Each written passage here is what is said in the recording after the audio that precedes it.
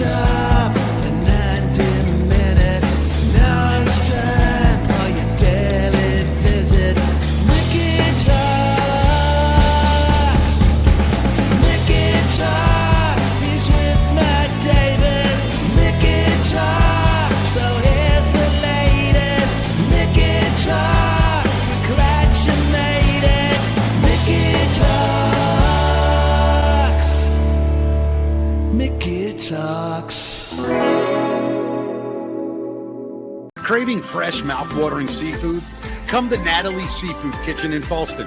From crispy crab cakes to an amazing lobster ravioli.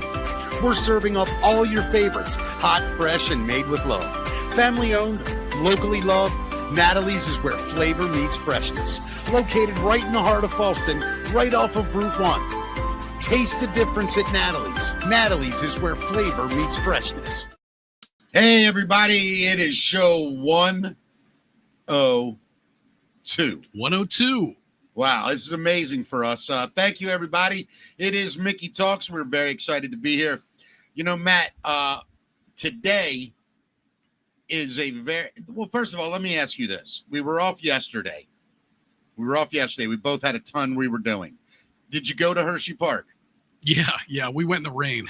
Did it rain up there the whole time? Got up there, and the minute we pulled into the parking lot, the skies opened up.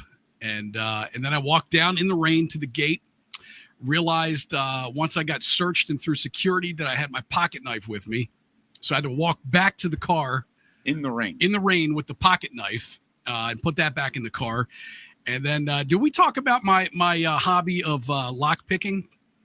Yeah, I know that you can pick locks. Yeah. So I got back down there, and they put the little thing in front of me again. Beep, beep, beep, beep, beep, beep. It was my little lock pick inside my thing. And I was like, well, look, I was like, it's not a weapon. I said, can I take it into the park with me? And she's like, I don't know. I got to get some more security over here. So she waves over like the police and like all these people, right? So my daughter and my wife and my daughter's friend are waiting for me. Charles Manson took us to the park today. This is terrible, right. I think. And they're looking at it. They're like, I don't know, sir. If that's what it is, a lock pick, I don't think I can let you in here with it. And I was like, all right. So I walked back to the car again in the rain, and then bought some very expensive Hershey Park ponchos that we could all wear at the park. They're good to cover yourself in when you're soaking wet. Oh, yeah. Right. After you're soaking wet, you put that on, and then you just bake in the heat. Nothing dries off. Right. It's beautiful. You keep that all moist in there under that cover. Half the stuff was closed, but it did end up stopping, and we got on some rides. So finally, a beautiful Davis family holiday. Yeah. Oh, yeah. It was wonderful. No, we did have fun, actually. We ended up having fun. So, man, let me tell you about my day yesterday. Whew. All right. So I get up very early. I find myself standing in Canton at the Korean Park there. You know where I mean? Yeah. And Ed Hale announced that he was running for governor. Now, originally, and this is on record, this is the first place he ever announced that he was thinking about running for governor, was on this show. And after that, people started writing things. And the next thing you know, he makes an official announcement yesterday. And you were right up front for that press conference, weren't you? I was actually invited to be there. Yeah. And I'm going to say something that's weird, but something hit me yesterday. I almost recorded a video and said it, but I wanted to say it on the show first because it really is important to me.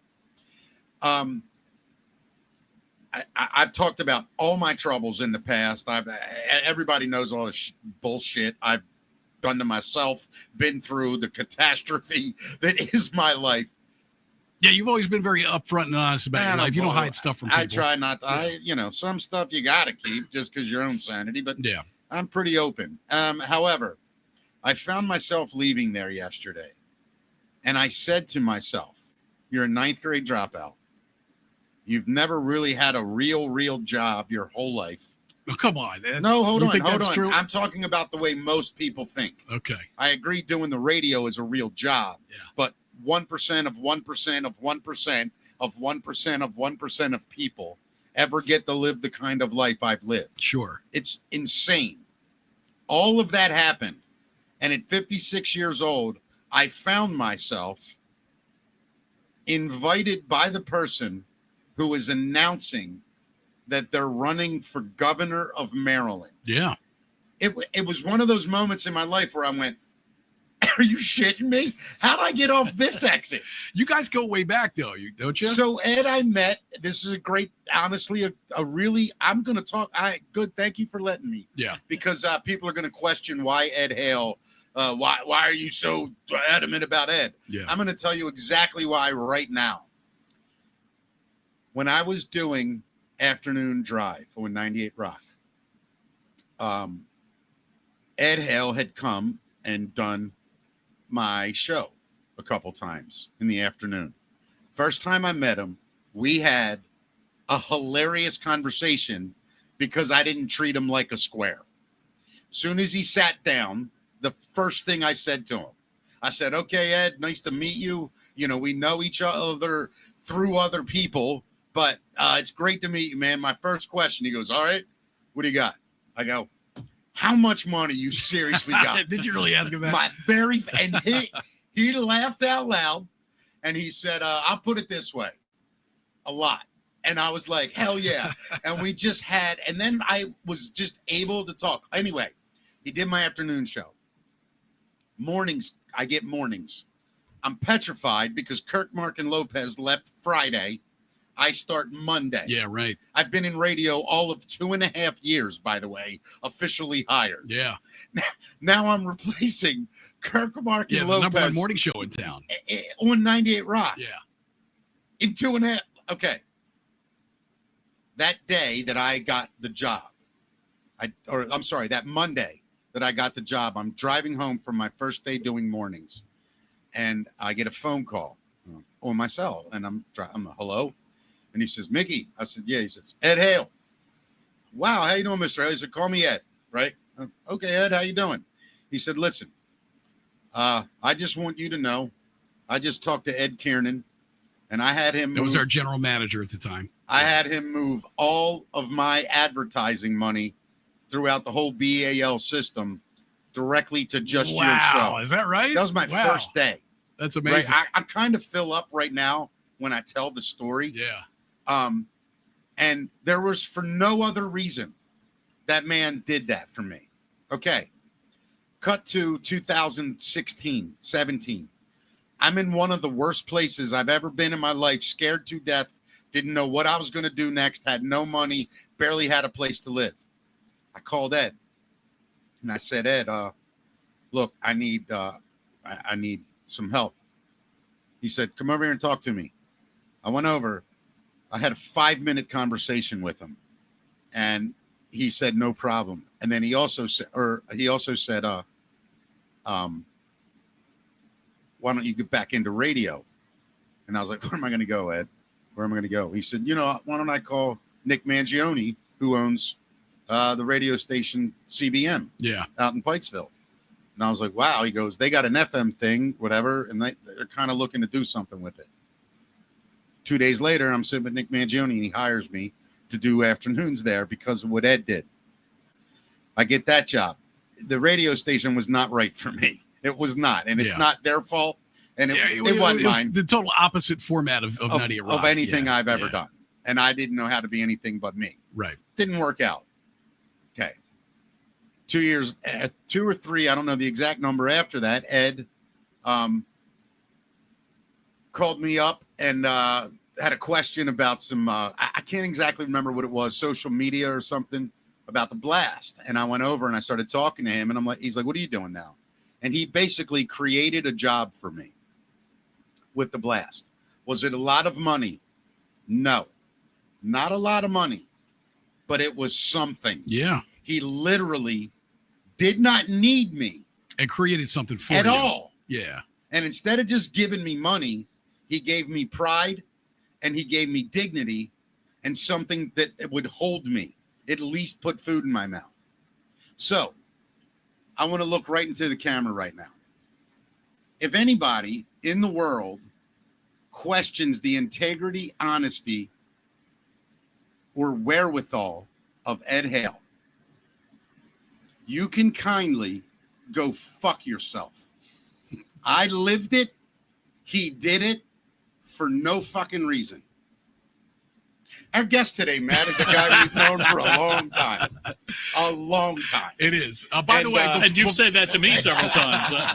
Before we get to our guest, let's quickly tell people that we have our event coming up on September 11th. Yeah. It's a Mickey Talks thank you to everybody that's kind of supported us along the way, all of our sponsors, the people who viewed and watched us and helped us out in any way. We're doing a premiere of Spinal Tap 2 on September 12th. September 11th. Doesn't come out till the 12th. Yeah. We're going to get you to see it on September 11th, and we'll get you a concert from Never Never. It's free. All you got to do is email us, and the seats are filling up, right? We've got quite a few people already locked in for this. So if you want yours today, send us an email at mickeytalkspod@gmail.com. It's linked in the description. Just put Spinal Tap 2 in the subject line and give us your name, and we'll get you a ticket for you and a guest. I love it. Yeah. Vance. I'm going to just bust it out, man. Yeah. Vance is here. Tell people who Vance is if they don't know. No, you do it. You want me to do it? Yeah, Matt. You're the broadcast guy. I love Vance, and he's involved in so many different things here in Maryland. Number one, he's here today to talk about Stand Stock, which is going to help a concert that's going to help children with cancer. So we're going to get into that. We're going to get into Vance has been the president of Sheffield Institute for a long time. There's a lot of stuff to talk about and unpack there. And he's also the creator of the Maryland Music Awards, which has been happening for the last several years as well. So proud to have him here in the studio with us, Vance Van Horn. And tell us about Stand Stock and what's happening this year. Stand Stock is an amazing event. If you guys know Stan, when we had our very first one, Lee Townsend from the Ravens called me up. And he said, listen, I'm with Stan and we're going to do this little concert and we want to give the money to a charity. And we know you have a charity. So I said, yeah, okay, well, I'll take it. Then he goes, well, you have that big 48-foot recording truck. Can you bring that out for people to see? And I said, yeah, I can bring it out. I said, but, I can't just leave it on the parking lot at McAvoy's. I mean, it's a million. Yeah. It's $1 million truck. Yeah. And it's so funny when you say it that way. And Lee said, I'll sleep in a tent. And he slept in a tent on the parking lot. God bless him. Wow. And we had it there for, I think, 2 or 3 years. I don't know, until somebody complained, because it was loud. I mean, I will say it was loud. And now, this one coming up is at Falston Barrel House. Yeah. It's 6 and 7, I believe, at Falston Barrel House. And we've got 45 bands, man. It's unreal. Yeah. Like, it's overwhelming. I walked up to one once, and it's just, you know what? It's like being at a metal convention. You see everybody. You see everybody there is. There's people, it's just insane. Yeah. And it's fun, man. A lot of incredible musicians. Insane dudes. Well, it's not just the musician. It is the musicians, but it's also everybody that loves music comes, and everybody knows everybody. And then on top of that, last year, I think we had 85 silent auction items. They had so many items that they went all the way down the Falston Barrel House and kind of looped around a little bit. Yeah. It's an amazing event, man. It really is. And, that's one of those kind of festival idea things, whatever they are, that are so incredible for the right reasons. First of all, it was started for a good reason. Yep. Your charity, which is a wonderful charity and foundation, benefits from it. And it's all bands that are all coming together at once, and they raise real money with real things. Yeah. It's not some guy sitting there going, well, I can afford 10,000. I'll buy that piece of art. No, these are regular folks coming out, plumbers, carpenters, secretaries, nurses. Yeah, there's doctors and lawyers there, but everybody's just it's a wonderful place to be in. And Falston Barrel House also donates money from the event, which is very cool. Yeah, that's incredible. Vance, throw out some names of bands that are going to be there this year. And then I think we got to get into what your charity is about, too, because It's very personal for you. Yes. I know.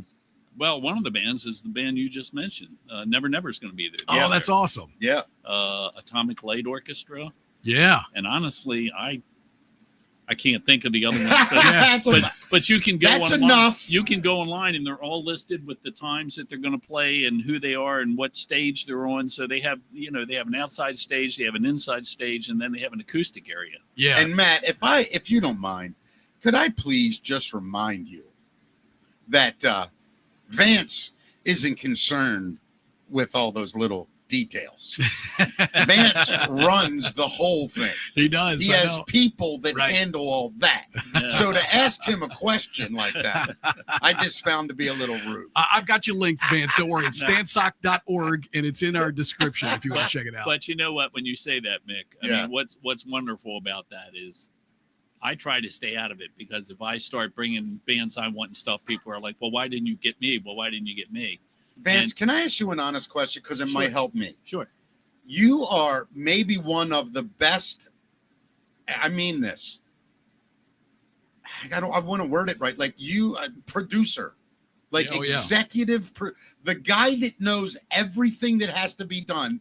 And not only that, Vance, your patience it's legendary. I have watched you handle complete, utter shit shows with grace, dignity, and the most effectiveness. So my question, after I've set you up as the greatest human, and you've both worked on the shows. yes, It's true. But so what I'm saying to you is this: do you finally realize in life that you can see it all, but you don't necessarily have the skill set to do it all? Oh, absolutely. I think that's what I finally learned in life. Absolutely. I always thought I needed to know how to do everybody's job. No. Instead of saying, here's what I need, everybody that can do those jobs, because I'm the what's that word they use You now? gotta be a The good kids? delegator. Well, it's more than that, though. It's like the visionary. Right, the visionary. The visionary. And I it's a weird word to use about yourself because it sounds so self-grandizing or whatever. When you have an idea, like Correct. I'll give you an example. When I did the Maryland Music Awards, the first one, I go to Puerto Rico every year for a week and just chill. Yeah. And I take a pad of paper with me down to the pool every day, and I sit there and I just write things. What a brilliant idea. And I'm like, Maryland doesn't have any kind of music award things. So I came back to Sheffield and I brought everybody in the conference room, and I went, guys, I got this idea. And I said, we're going to have like a Maryland version of the Grammys. Yeah. And if you could have seen the look on people's Sure. faces, Yeah. they're like, yeah, okay. Yeah, whatever. And I said, and I'm going to put it on television. Yeah. And they went, yeah, okay. Right. But It but we worked. did it. It was amazing. yeah, I hosted it You were the twice, three first. You times. were. Yeah. I mean, and then that's another thing, Vance, I always wanted to say to you. You gave me more opportunities and thought of me so often, and sincerely thank you. I don't know if I showed that all the way, but I don't know how much, if I ever expressed how much I appreciated your me catching your eye. We had some good times, especially the TV show. Oh, that TV show That TV was show. incredible. Ironically, I wanted to say this on the show. What we're doing, Matt, Right. ultimately is the TV Is- show is that Vance right. and I knew It is. was Yeah. in there. Yeah. Sure. It was just kind of me holding court with really interesting people. And I don't mean that I didn't mean holding court like it's mine, but you know what I mean. Yeah. I'm the goofy lunatic Right. just pointing around the room at shit. But we had some really interesting conversations. Woo! You know my favorite one? I know bet you know. I know what you're going to tell me. I'm going to write it down and then you say it. Okay, I'm just going to write one word. Okay. Have anything to do with the dominatrix? No. Oh, no. wasn't that one? No. You're going to be shocked at my answer, I think. Okay. Do you remember Kwaize Mfume? Yeah, but he was there with the. It's the same one? It's the same one. I didn't yeah. realize. I'm just so focused on the conversation. That's when he was sitting upstairs, Stairs. and the girl came up with the girl on the chain, like her pony. So my guest was Kwaize Mfume, who was at the time, I believe, It's the head of the NAACP. he was the president of the national, Right. the whole country, NAACP. My other guest was a dominatrix. Now, That's planning. Not only that, Oh, that wasn't the good part. up in the loft where the guests waited till they were called down to the set, Yeah.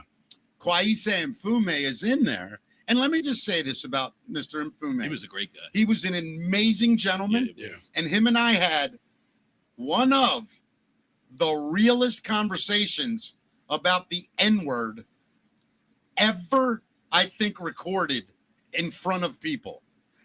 However, he's up there.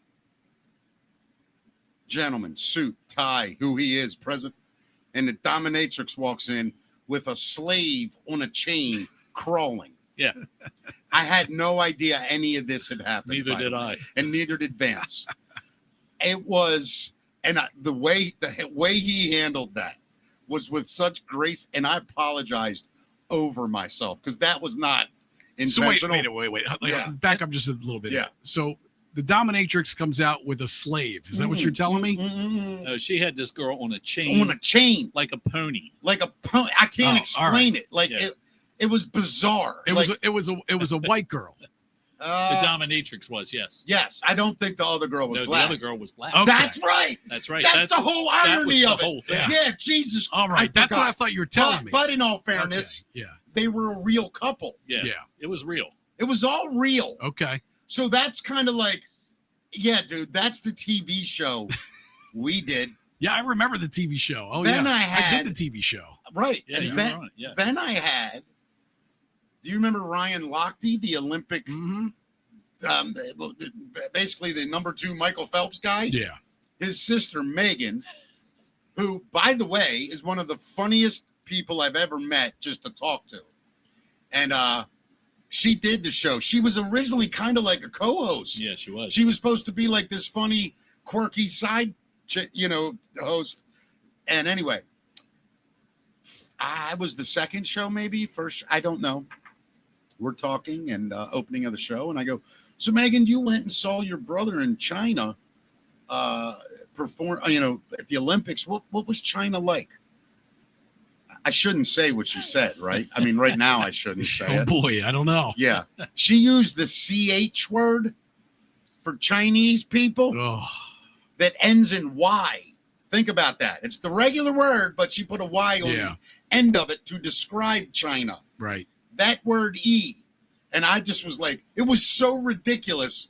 I was like, oh my God, are you insane? Like I couldn't believe what was happening. And then it just went further and further. It was funny as hell, It was actually. hilarious. It was hilarious. But it was so wrong. Yeah. But oh my God, that show was, So after she did that, yeah, I got calls from the New York Times. it was I incredible. got calls from the Chicago Tribune. All because of her connection to her brother, obviously. Well, right because of her brother, and Yeah. then I forget what was the guy's name that was he was like the big social media guy at the time. Perez Something got a Perez. hold of it. Remember that really guy talks like that? What was he had the pink show or whatever it was called? What's that dude's name? I don't know, but he broke it. But it was Perez Hilton. it was like a year Okay. late. It was like a year later, and he broke it. Yeah, a year later it came up. Wow. And when he broke it, my son calls me. He goes, "Dad, I'm getting phone calls from everybody." That's crazy. A year after it happened, Yeah, too. after it happened. That's So amazing. She actually, I think, unfortunately, she was a sweetheart. She had to move. Yeah. She was getting harassed. Really? Yeah, bad, she had yeah. to disappear Wow. for a while. It was Sheesh. sad. Yeah. I mean, she got, we saw people get canceled. She was one of the first, Yeah. where I ever saw that machine just go in on somebody so unnecessarily because she really, everything she said was tongue in cheek. Sure. And you have to honestly believe she thinks poorly of Chinese people Right. in order for that kind of hatred to really matter in a funny situation. Yeah. And none of that's true. Yeah. So as far as I told that dude when he called me and said, why didn't you defend it more? Why were you laughing? And I said, because it's hilarious. And he said, well, what's so hilarious about it? I said, the absurdity. Yeah. Do you understand that that's a natural reaction when people see something, hear something absurd? It causes a reaction in the body. Mhm. By the way, caused by the exact same thing that makes people cry. It's how you're processing the moment. And he goes like this. Wow. Okay. Thank you. Click. That was my whole That was how I got canceled. Yeah. My whole thing was no comment. Yeah, Sorry. you went no comment. No comment. I've never said that. I still don't even know what that means. You mean you're not going to respond to what somebody said? That's your other Well, podcast. that- Mickey does not comment. Yeah, I do no comment. Yeah, then I got hit with her lawyer, her brother's boy. lawyer. Yeah, he And tried to get you to that was a take it all whole nother down, thing. right? He tried to get me to take everything down. I said, listen, it's up on the internet. It's too late now, pal. Sheesh. You know, It was pretty ridiculous. Yeah. it was fun. Well, everything that Mickey said about you, by the way, Vance, ditto, because you've always looked out for me as well and Thank you. involved me in some cool stuff. And I hosted the Maryland Music Awards you one did. year too. And And you've been our MC for the charity events. for the yeah, do you want to talk about the background of the charity at all? Because this all goes towards an amazing cause. Yeah, well, as you know, it's because of the death of my daughter. Yeah, so But- it's the Nicole Van Horn Trust Fund. Yes, right. but it's you know, I was talking to somebody the other day, a friend of mine who started a new charity, and they were telling me that they gave out their first check, and I said there was nothing like it, was it? And she said, no, absolutely not. Yeah, And that's the way I feel when you go into a house with a kid that has cancer yeah, and you can give their parents a check. It's the best feeling in the world. incredible. Yeah, I mean, Vance, talk about that because this charity, you don't have some gigantic staff that you're paying salaries and things like that. You're You- looking at the staff. Yeah, it's you. Yeah. You take those funds, and what do you do with the funds that you make off of you know, this? it's funny. We used to be able to get into Hopkins because, you know, we spent 4 years in Hopkins. So I know what people go through. Yeah, So we used to be able to get into Hopkins, and we would give every kid in Hopkins, whether they were in or the outpatient, I'd give them anything they wanted.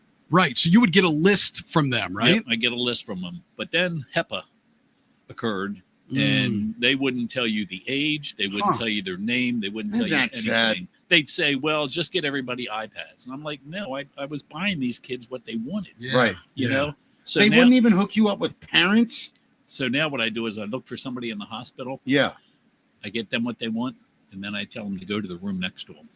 And I tell that person to go to the Oh, room that's a next to them, great idea, Vince. you know, because they can't stop that. Yeah. And Right. I mean, I've driven down to the hospital on numerous occasions and given out like Xboxes and stuff like that. That's Yeah. incredible. So it's What a great Yeah. tribute to your daughter, man. I mean, it's that's cool. it has been how many years now?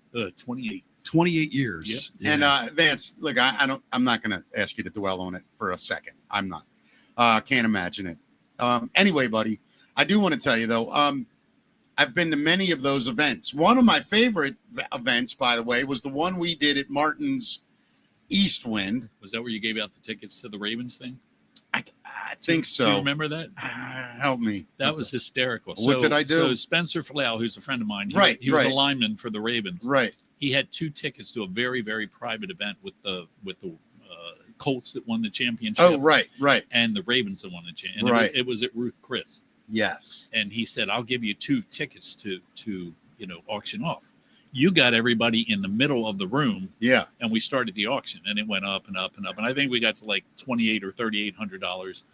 And, you kept looking at the other, there was 2 people, and Yeah. you kept looking at the other one going, so you can let them walk away with that? You could offer, So finally, the other person stopped bidding. And as soon as they stopped bidding, Spencer stepped up and went, here's another set of tickets. Ah, that's amazing. I remember it. And then they both paid. Yep. They both paid. kept their word. Yep. The guy paid what he stopped bidding at, and the guy paid the Wow, winning that's bid. amazing. So we made about $6,000 off that. Yeah, Incredible. It was and I'll tell you what, that event was amazing. Is that the night you did? the your hypnosis show. Yeah. That was a fun Yeah. as hell night. It man. was fun. Yeah. Oh, that's the hypnotist show. That's Yeah. right. Yeah, that was a It's great night. hysterical. It really was. It was. Yeah. I still got pictures and video from that night. Yeah, it's Yeah. been. Is gotten a real word? I've gotten to do or got to do. I've been able to maybe. How do you say that, Matt? You're smarter than me, I think. Oh well, I got to right. I have had the chance Yeah. to do some of the most amazing things. It's all the same. Yeah. And it all goes back to the way we opened the show with leaving that gubernatorial announcement yesterday with Ed Hale. Sometimes things hit you and you go, God damn, I am the luckiest. Yeah. And that's what I finally realized. Yeah. I know you have, and certainly Vance and Matt, we've all hustled to get where we are. Yeah. There's a whole lot of luck and good fortune There is a And- lot, and- it's and- a lot of luck, though. A lot of luck, man. And I'm starting to understand it and starting to kind of live off of it. And instead of always worrying like, oh shit, what could go wrong? I think, let's see what could go right. Yeah. You Yeah. gotta, And that's you gotta just- think like that. That's how I think. And it finally is dawning on me. Yeah. That's just the person I am. I know bad shit's coming. I know it. Well, that's Just don't life, know when. right? That's just just life. don't know when. Yeah. Right now, let's have some good shit. Yeah. And Yeah. that's how I'm doing it. Well, Absolutely. if I have another charity event, Matt, I've already talked to you. If you would, I would love to have you do another hypnotist show. Hell Of yeah. course, I got to get.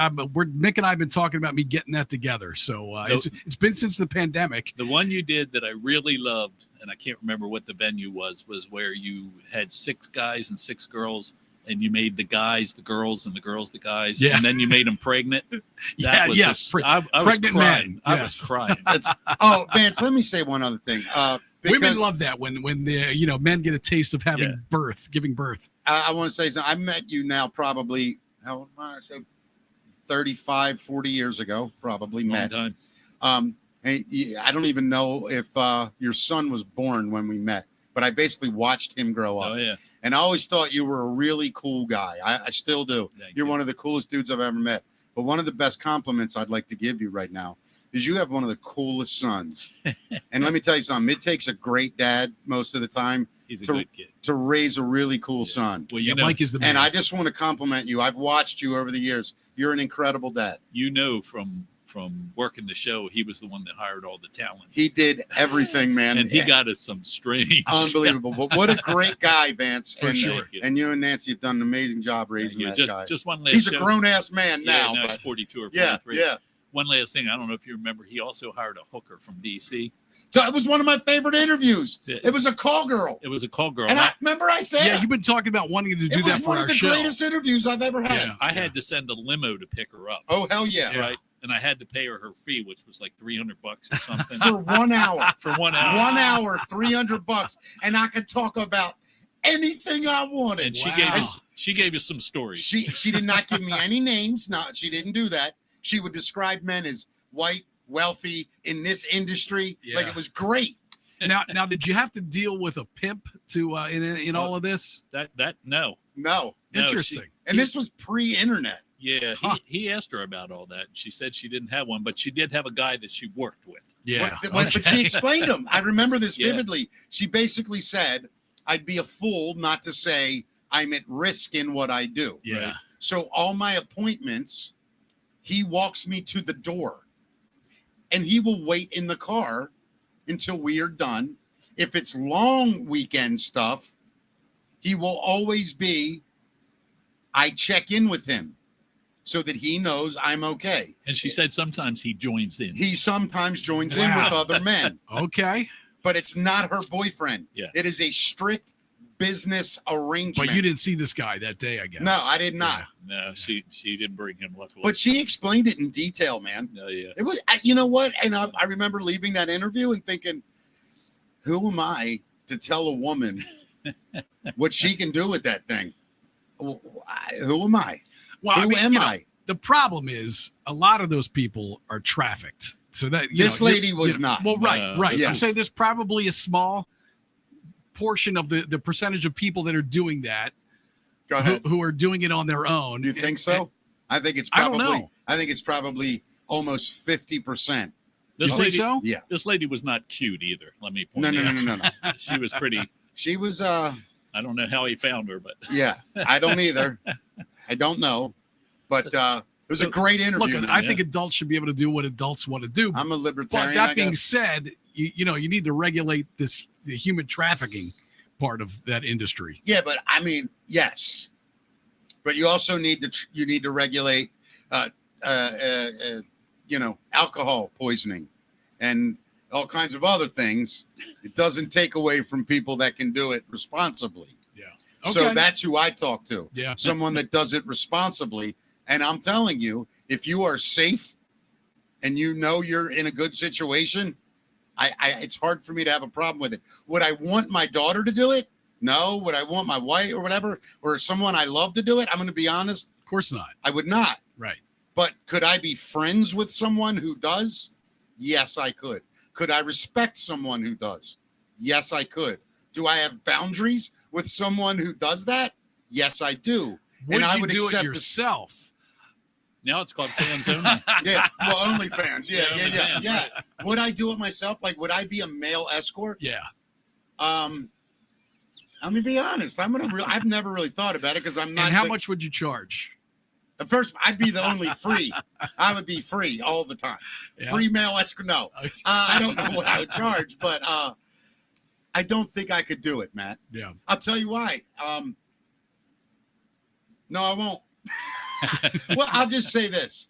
I've never really been a kind of hookup dude. Yeah. I love sex, man. It is a huge part of my life. Don't get me wrong. But I like it with one person. Is that you? Most of the time. Every now and then I seem to be able to add a very beautiful other person. Yeah. No, I'm kidding. But I mean, sex is very important. Absolutely. But I'm not that guy. I got friends, man. The numbers are, and Well, Vance, we know. You're breaking Matt, a lot of hearts today, Mick. It's part of the business. I'll tell you what, it is part of the business. It is. And we all know the people, but I'm okay, man. I don't need that. Never did. I like a chick. You know what I'm saying? Sure. And that's who I like. It's part of the business until you wake up. And when I was young, it was a whole different can of worms. Yeah, of course. It's all different now. Yeah. You also worked with us at the beginning of Shogun. Did you do the first one? When you were still editing them in that little studio. I did Yeah. the very first one. Yeah. I actually did the broadcasting, and that's how I met John, did the play-by-play. Right. So I would ask this monster who I didn't know really. I knew him, and we had seen each other previously, but we had never, sat down together. Yeah.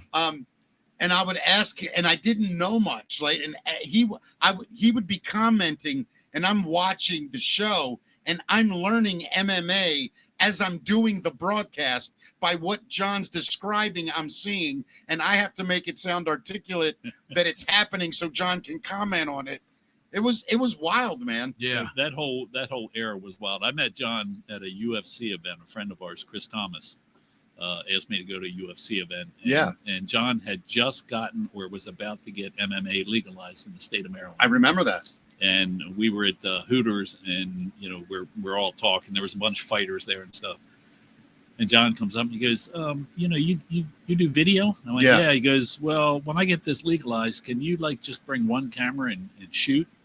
I went, yeah, I can do that. Well, by the time it got legalized, we were at the Civic Center. Yeah, it was at the Civic Center. We did 10,000 or whatever it was, 8,000 people. Yeah, it was crazy. Yeah. By the way, we've had John on the show, Vance, and he talked about how much your involvement and all that helped him. And it's that's the thing about this town, Matt, and that's what I love about our show. As we all come up in life, right? We all meet all these people. And I just like the idea that this show has become sort of a place where we can all kind of check back in and talk about that shit. Yeah. And because it's also an important part of our lives. But as you get older, you start to realize when we were in our 20s and 30s, some of us have children and grandchildren in those ages. We don't get to be us much. Yeah. So as much as we can get together, I used to wonder, God, why do all those old people get up in their 70s and 80s and go watch Al Rossi play at Giovanni's up there on Pulaski Highway or at the Barrel House on their Sundays? Why, God, it's got to take all day to get dressed. Some of these people can barely walk. And you know what? I'm starting to understand that. And I'm starting to realize that we're actually younger, older people. Right. No, we are younger. When people this were is 50, the beginning of the end, Mick. But what I mean by that, I don't know about me. No. I don't think either one of you guys understood what I meant. We are much younger than people before us who were our same age. Sure. We live younger now than anyone our ages ever lived. Agreed. We still go out on the weekends. We get, you guys, you're not much big drinker, but we'll go out and get tooted up, whatever we do. We still like that stuff. We'll go see bands on a Friday night, in jeans and t-shirts. And I don't drink or smoke. Yeah, I know you. That's right. You know, Yeah. I've just kind of got to the point where I went, yeah, you know, maybe if I'm out, I might do a shooter with a friend or something, you know, but Yeah. I don't go out just to. I'm same way. Get Maybe shit that's faced. why we did get along all these years. You never had to deal with me drunk or high or anything else. Just being a lunatic. But don't you also find that as you're older, and both of you, don't you look back at some of the stuff that you did and went, wow, that was cool. I just didn't realize. I'm starting cool the first time in my life, I'm starting to reflect. That's why I keep saying, like, I'm starting to be so thankful and grateful instead of so resentful and angry. Yeah. Like, I'm just, has part of my life been insanely insane? Without a doubt. Have I hurt people along the way? I have. I'm not an idiot, but I have been incredibly blessed. I've done amazing things. I've done amazing things for other people because of what I've been able to experience. Like, I've tried to give as much love or more than pain I've caused others. And I'm a lucky little bastard. That's all I can say. At the end of the day, I am a lucky little bastard. Yeah, I used to. And go at hell. I'd be going home from Sheffield some days where we had a bad day, and I'd be so pissed off. I'm like, I'm going to quit this fucking job. Yeah, of course, man. And then I pull over on the side of the road and go, are you out of your goddamn mind? What are you going to do? Well, right. I What mean, are you I gonna just go think, sell like, insurance? my bad day in radio is like, you know, somebody Someone's else's dream greatest day. day. Yeah, You know, exactly. yeah. I So remember- it's funny. You came here to talk about the concert that's coming up, of Right. course, and Sure. you could check out the website for the lineup and everything. But let's get into a little bit about Sheffield and what that was and Wow. what you've been able to parlay that into, because it's a lot of different productions. Yeah, well, you know, Sheffield, I was there for 43 years. Yeah. I owned it for the last maybe 10 years. Before that, it was John Ariosa, who was brilliant. But John was a different kind of guy. You know, he was very smart at everything, but he wasn't good with people. You know, and he moved to Florida. And when he moved to Florida, I was kind of like the next guy in line. So, you know, I bought the place. And Yeah. man, while I was there, I was thinking about this the other day. I did 4 Super Bowls. I did probably 4 Grammys. I did 18 years of the New Orleans Jazz Fest. I did the Mickey Coachella talk show. talk show. For people that don't know, Sheffield it's a school, It's but it's also unbelievable. recording studios and it's also live production and sound. Correct. Right? Yeah. And we had a big remote recording truck that went all over the country. Yeah. You know, we I mean, got, name some of the artists that truck hosted. we've got right now. I think we've got 25 gold or platinum records Yeah. from that truck. And who's on the wall? Oh, geez, who isn't on the wall? It's unreal, dude. Rod Stewart, Aerosmith. Yes, is on the wall. Like, Yeah. not I mean the band. I Yeah. mean, to think of somebody, Right. they're Yeah, probably on the wall. Everybody's on the wall. It is pretty incredible when I walk in and look at that wall. I go, really? I did that shit? Yeah. No, I did that. We did that, and that's another Sure. thing. Sheffield was a family, and everybody there was a family. You know, and I think that was the toughest thing when we got hit with COVID. We lost probably 95% of our business. Yeah. And I actually had to shut the building down. I was going to claim bankruptcy. And the guy said to me, he goes, no, everybody's going through this. He goes, so just lock the doors and lay everybody off for a couple months. Yeah. And I said, I can't do that.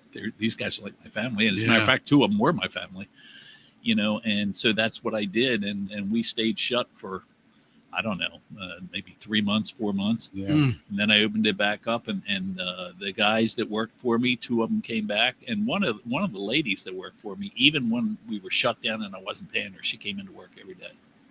That's You know? incredible. So that's incredible. So Lois, if you're listening, love you. Yeah, I know that. I mean, Wow, I man. felt like you guys Wow. welcomed me into that family too. I mean, you could feel the family in that room, right, Mick? I love my favorite. You know, in it's that so building. funny. You go in the big, huge recording studio, the TV studio. Yeah. It's amazing. You go in the music rooms. It's amazing.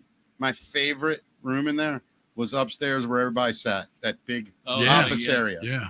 And I'll tell you why, because when you were in there, it felt fun and electric. Yep. Like, those kind of environments are so great for artists and creatives. And we had a lot of fun. We had Jen Seidel doing Body doing painting. makeup. Yeah. Oh, and She makeup. was doing Yeah. makeup Yeah. for us. Yeah. you know? It was I amazing. mean, it was man. just a fun event. For you know? sure. It was a lot of work, though. Yeah. You know, it really was. But You retired. Yeah, if you want to say that. Well, let me ask you this: is Mike still there? No, Mike. What is left. Mike doing? When I shut it down, Mike left, and Mike went to work for one of his friends, Mike Valeni, and he now works in insurance. Oh, good for him! And he makes more money than I've ever made. Right, of course. Yeah, and him too, right? I don't know if he does now, but he did. Yeah. Yeah, it was interesting. You know, I had to lay my wife off, and I had to lay Mike off. You're not laying people off, Vance. Yeah. I mean, take that off your conscience, bro. What were you gonna do? You either burn a legacy to the ground and bankrupt it, right, and see what happens, or you just say to everybody, "Hey, I don't know what's gonna happen, but we can't do it." I just said take a break, and I had just enough money in the bank to pay everybody for one more payroll. Did you really? Yeah. So wow. I mean, you did the right thing, man. Yeah, I know. But what are you supposed to do? After 40-some years, man, that was a tough week. Well, you've had a ton of great productions that you've done that I haven't been a part of, but a bunch that I have as well. And the Maryland Music Awards, I know we touched on that earlier. Yeah. But an undertaking like that, there's, I got to hand it to you, not only for the amazing production that you put together and just with all those moving parts and it being on TV. And I mean, it's a handful. Yeah. But on top of all of that, you got to deal with the politics of the Maryland music scene. Talk about that a little bit, because, everybody's going to have an issue with no matter who is getting these awards and not getting these awards, right? They definitely do. Yeah. And again, I make a point of telling people it's up to you. All I do is I put the information out there, so you can vote for whoever you want. You can nominate whoever you want. I got nothing to do with it, right? And same thing when it comes to winners. I've got. So I don't know if you guys know this. At the beginning, it's anybody can vote for a band to get nominated. Yeah. Right. So we take the top 6 bands that have the most votes, and they are in their category. And then we get a sample of music from all those bands, and we send them out to 80 people that are in the business. Yeah. People that are in radio stations, people that own clubs, just everybody that's not a band member. Yeah. And they're the ones that do the final vote. I got nothing to do with it. Yeah. And I have to tell people that, but nobody believes me. No, you're going to take a bunch of flack from it no matter what. People are going to yell and scream and talk crap about you. Yeah, when I first did it, it was funny. When I first did it, a friend of mine called me up and he goes, you're an asshole. I said, well, I know that. Why'd you waste those 4 seconds? I said, well, why are you telling me that? He goes, if you do this, everybody's going to come after you. Yep. And you know what I said? Bring it on. Yep. Yeah. Who cares? Yeah. Yeah. I agree with you. But it takes some thick skin for I was gonna start. I'm not kidding. I was gonna start a comedy Hall of Fame, like a Baltimore comedy Hall of Fame. But after I induct me, who's left? Yeah, it's no, but I understand it's that. Not a fun. It is a fun thing. The last one we had was incredible, and it was one of the last shows at Ram's Head before they went out of business. Right. So, and I'm going to tell this story real quick. Yeah. So, don't tell it quick. I'm loving these. Yeah. Yeah. So after the show, I get a call from Ram's Head saying, you blew up all of our low end speakers during your show. And I went, bullshit. Right. Said I was there. Keith Nachosky was the sound guy. Yeah. I said, Keith is one of the most respected. I said, and I know who the bands were, and there's no way we blew those up. Yeah. And then I look on their roster and I see the next 2 days they had a death metal fest. Right. Yeah. And I went, okay, so you guys do know I'm not paying this shit. Right. I wait about 2 days and then I get another invoice from them for $12,000. Right. I said, what's this for? I just paid you like $10,000. Right. And they go, well, that's for all the people that worked there. I went, no. Yeah. I've done shows there a couple times and I've never had to pay that. Right. And so it went back and forth a couple times, and I felt so sorry. The lady that was in charge at the time, she goes, I'll tell you what. She goes, if you can pay me just a couple thousand, she goes, I'll pay the rest out of my pocket. Which I doubt she did, but maybe she did. Right. So I paid him another, I think, $2,000 or $3,000, and that was the end of that. Sheesh. You still got they shook you down still. They shook me down, but that's okay. It's it's the business too. They've been great to me. So I get it, man. It's a crazy business, isn't it? It's bizarre, and there's so many moving parts. And you know what? The recording rate now is the same. Like I started in 1970 when I got out of high school at ITI. Wow. The recording rates then are almost the same as they are now. Are you serious? Yep. That's 55 years later. Yeah, and you're still getting 75 to 100 and some. We at Sheffield we went on a binge for a while. When I first took over the book and the audio students, I'd go to New York, and I'd get these POs. Yeah. And they'd book the studio for like 4 weeks, and they go, well, how much? And I go $3,500 a day, and they go, okay. Yeah. I didn't have to do anything. Right. Just thanks, send me the check. Yeah. But now it's just so much different. That's the other reason I got out. It was just I could see some of the writing on the wall. I've been making these predictions for a while now, and I really believe it, Vance, and you may disagree. I think there's a generation of kids that are brewing right now, and I'm talking teenagers to like 20 that are kind of finding rock music again. Mm-hmm. And Absolutely. These young kids are interested in playing music again. And I think all these music studios that went away, the ones that are still here, are about to have an explosion. And I hope there's a so, lot of man. them that went away. Yeah, a lot. Just because we all grew up on Stadium Rock, so I mean, for that reason, I feel like it's nostalgic for me. And I you hope it think comes about back. Stadium Rock was around truly for, let's say, 64 to 90s. Let's say it ended in 2000. Yeah, That's 40 years. yeah. 40 years. Yeah. And then we had that weird 15 years here, whatever it is. And then the last 10, I don't even know what the hell's been going on. Yeah. But I think there's a movement, and I'm not saying it's just white people rock. That's not what I'm talking about.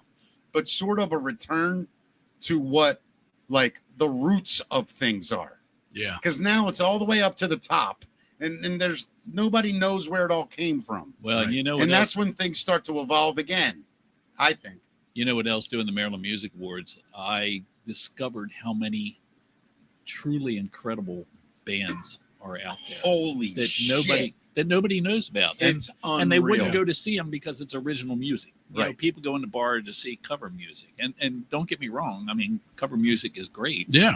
But when we do the Maryland Music Awards, it's all got to be original music. And when I tell people that, they're like, oh, okay, well, never mind. And they have no idea. I mean, I did Noise in the Basement for 15 years, and it was the same thing. I was like, man, you have no idea. The bands that you listen to on the radio, you could come down and find that band in this little tiny club. Absolutely. Somebody at that level of talent and songwriting ability. On Steve Whiteman's podcast, one of the reels, he said, it's the craziest thing you'll ever see. We'll do 5,000 people in Maryland. We drive 2 states over to Ohio. It's 7 people. 7 people showed up. Back to Maryland for another 5,000. Off to Toledo, 39 people show up. He just put it in perspective of how insane your life is in this business. Yeah. Look at Crack the Sky around here. Oh my God. Crack the Sky, and those guys are fabulous, and I love them all. Groundbreaking. But they leave here, and I don't think they have the big following. I mean, Nobody, I don't mean to be rude. No. Nobody gives a shit anywhere else but here. Yeah. It's a shame. Yeah, It's horrible. They're one of the best bands Yeah. I've ever heard or seen, but it doesn't matter if nobody knows. Yeah. There's a lot of Baltimore bands like that, man. Dude, I mean, I'm telling you right now, they kind of get mentioned a lot, but I Child's Play was one of the greatest blues we rock had that bands. conversation, man. That album Rat Race should have been one of the biggest albums of 1990. No doubt about it. Yeah. That band was phenomenal. There were Jimmy's Chicken Shack, just incredible. My God, I am drawing a blank because there's so many. I think back to There's a bunch, Mick. I mean, Monkey Spank. You remember Monkey Spank? Yeah, I mean,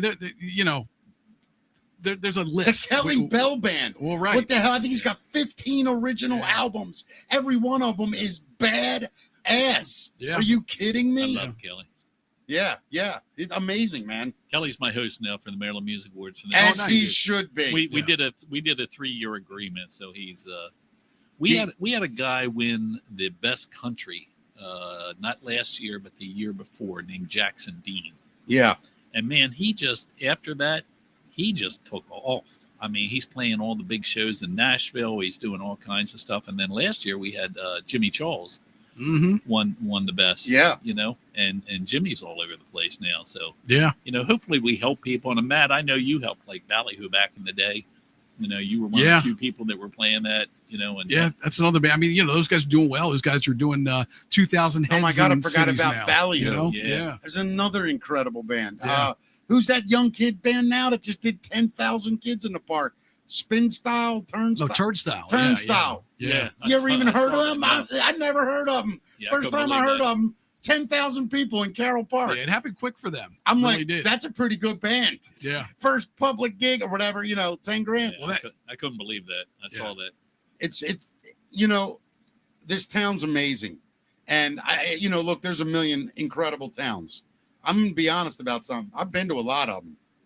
I've never seen the level of depth that you can go to that were actually assembled and out there and available to us. Unlike a lot of other cities. Yeah. People talk about the certain town sound or this place that Baltimore was so diverse and so great. Yeah. There was so much great everything. Rock, metal, Jazz. funk, jazz. Yep. I mean, you got guys Gospel. like Carl Filipiak and Dennis Chambers. Yeah. Just shut up. Yeah. Any other city, shut up. We got it. Whatever you need. Yep. Like it's amazing. Agreed. I don't think Carl can win a Maryland Music Award this year. I think he's already won 3 or 4. So I think. Yeah, Wow. We got a 4-term limit on the Maryland Music Award. Do you do a lifetime achievement? We have, and I've had 2 people ask me about that. Somebody wanted me, a gentleman named Tom Reyes. I don't know if you know Tom. I'm not sure. He's a piano player, real good jazz guy. He wanted me to do a thing for Ethel Ennis. Wow. But what I said was, first off, most of the people there have no clue who Ethel Ennis is. Of course. Because Yeah. we have a much younger audience for the Yeah. Maryland Music Awards. And I've only got so much time. I hear you, but I'll be honest with you. Never mind. No, because it's me giving opinion over That's something. right. That's And I don't want, no. Okay. I will tell you this, though. The fact you did it, that show, and to honor the scene means everything. It's been a blast. Good for you, It man. really has. And you know what makes me feel good is as I'm going through like my Facebook and stuff, Yeah. and I'll see all these musicians in their house, and hanging up behind them is the Maryland Music Award. It's got to be an Yeah, incredible it's feeling. like a gold record. And Yeah. I've also been told by booking agents that if you win the Maryland Music Awards, that they generally get more Of money. course you I'm do. sure. Of course Yeah. you do. Yeah. I So- mean, yeah. It's like That's when great. when I won the funniest black comedian in Baltimore. You know that I did that, right? No. I won the funniest black comedian contest. Yeah. I forget Wow. what year, 90. Wow. 91. You're canceled, bro. Yeah. Anyway, it didn't help me. Yeah. Once I sent the headshot, they thought, oh, they must have got the name wrong on the winner. Something's wrong. Yeah, something didn't work. Anyway, Vance, it's awesome. Stick with us right now. We do our little version of the news. Would you like to do it with us? Absolutely. All right, here it is, ladies and gentlemen. Go ahead and hit it, Matt. What if your morning coffee held a secret? Well, in the world's blue zones, where people live exceptionally long and vibrant lives, our beans are born. This is Coffee Belong, a rich, smooth coffee grown from a tradition of wellness. It's more than a drink. It's a sip of happiness. Taste the secret. Find your happiness at coffeebelong.com. You know, Matt, one of the things, I just really listened to that spot, right? And I went for a certain kind of calming Yeah. read, because normally I'm all, whatever. So I was trying to be calm. And listening back to it, I don't care. If you have a Baltimore accent, even calm, it just enjoy that morning coffee. Just think about them hills in Costa Rica. I mean, I'm not quite that bad, but I can still hear it every now and then, and it makes me laugh, man. Well, tell But I them will tell not- them in your Baltimore accent to if you use go our to promo coffee, code. if you go to coffeebelong.com, right? Go there. It ain't coms. I'm sorry. I just say .coms. But go to coffeebelong.com and I'll use the promo code Mickey Talks. Oh my God. You get like 10% off the whole thing. Every order. Every order. I remember like 20 years ago when 98 Rock doing that. I swear to God, one of the funniest things that ever happened. It was Russ Mottler's show, so it might have been longer than that. Yeah, it was 30 years ago, whatever. So this guy calls up, and I'm doing this accent, right? Like, listen, I've been there 100 times. This guy gets on the phone. He's like, why you got to mock me? I'm like, I ain't mocking you, dude. We sounded identical. We did it back and forth for 3 minutes. It was hilarious. All right, buddy, the best news I've ever watched. Here it is, ladies and gentlemen. That's the facts, Matt. So, I don't know if you noticed, but there is now a White House TikTok. And it's just weird because of the timing of all this. Its launch is interesting because, it's owned by China-based ByteDance. Yeah. They're facing a September 17th deadline to either sell its U.S. operations or be pulled from American app stores. The deadline's been kind of pushed. It was initiated under Joe Biden last year and extended multiple times by President Trump. But they're looking for a buyer, I guess. So TikTok has denied the claims that ByteDance is grabbing our information. It's kind of a over national security concerns. Lawmakers from both parties worry that TikTok's parent company could be forced to share American user data with the Chinese government or manipulate content to serve Beijing's interests. But Carolyn Levitt says that the administration is working to ensure a deal is reached so Americans can keep using the app safely. Yeah, I mean, there's some of this stuff, especially when we get into the AI part, and nobody's in charge. It seems like the AI is. You know what I mean? What do we mean as far as grabbing people's information? Yeah, what can stop? I mean, AI can write, what's it like? I forget how many coders at the same time working with individual parts. It's like 5,000 times faster than it is, them. but I guess the big concern is that we need an American company that is behind all that now, and not a Chinese company. Well, if you remember the horrendous conversation, I don't want to get political. I know you don't like to. Anyway, it was handled badly from the beginning, from the offset of the negotiation. We were going to ban it. Trump finally did when he got in office, but it started before him, and it was set up poorly. Because, listen, the United States has a gateway to everything that enters it through the internet. It does, whether anybody wants to admit that or not. All right? And the world does. That's why North Korea gets the internet they get. That's why Russia gets the internet they get. That's why Saudi Arabia and the whole world gets the internet the government wants you to get. So if our government doesn't want us to get TikTok, they can stop it right now. Or they can demand, if TikTok wants to remain in the market, this is what you have to do or you're done. And people will argue that, saying, oh, well, you're a dictator. Yeah, you get to dictate your own country's policies. Yeah, that's the thing. You do get to dictate. You can't have to a the foreign world government collecting our information. Correct. And it really bothers me, and I don't mess with TikTok a lot. Not exactly for that, because I think we're already completely exposed in every way every one of us could ever imagine. So it doesn't matter. Everyone's on the grid. However, I'm not opposed to somebody just coming in and going, you know what? I'm gonna be honest. For the cause of public understanding and calmness and removing anxiety, we're gonna slow some shit down because humans don't work as fast as the world is going right now. I think we all need to take some deep breaths and understand what's really happening, because the shit is out of control. I don't know if you agree or not. Yeah, it's crazy. It's right. I'm getting ready to take a couple AI courses. Pull that close to you, buddy. I'm sorry. That's right, buddy. Yeah, I'm getting ready to take a couple AI courses, because if you don't know AI, it's unreal. You're out of luck. It's incredible. Well, what's crazy is even the people developing the AI. They can't keep up. Right. They're not able to. It's moving so quickly. So listen, you're developing something that develops itself faster than you're developing. Yeah. So I want you to think about the very logic of what I just said. The person in charge is behind the thing it's inventing, not vice versa. Yeah. So we're eventually gonna have general AI, which is artificial general intelligence, which is where it is as smart as every human. It can solve problems. That's it can scary. think. It's on its own at that point. But at that point, the AI is going to be able to create what they call super intelligence. So ASI, artificial super intelligence, which is we're not even going to be able to keep up. It'll be smarter than all the smartest humans in history. Hey, I don't want to sound a bell here. I don't. But this is one of the most critical times in humans' history. I'm not making it up. We are on the cusp of either paradise or hell.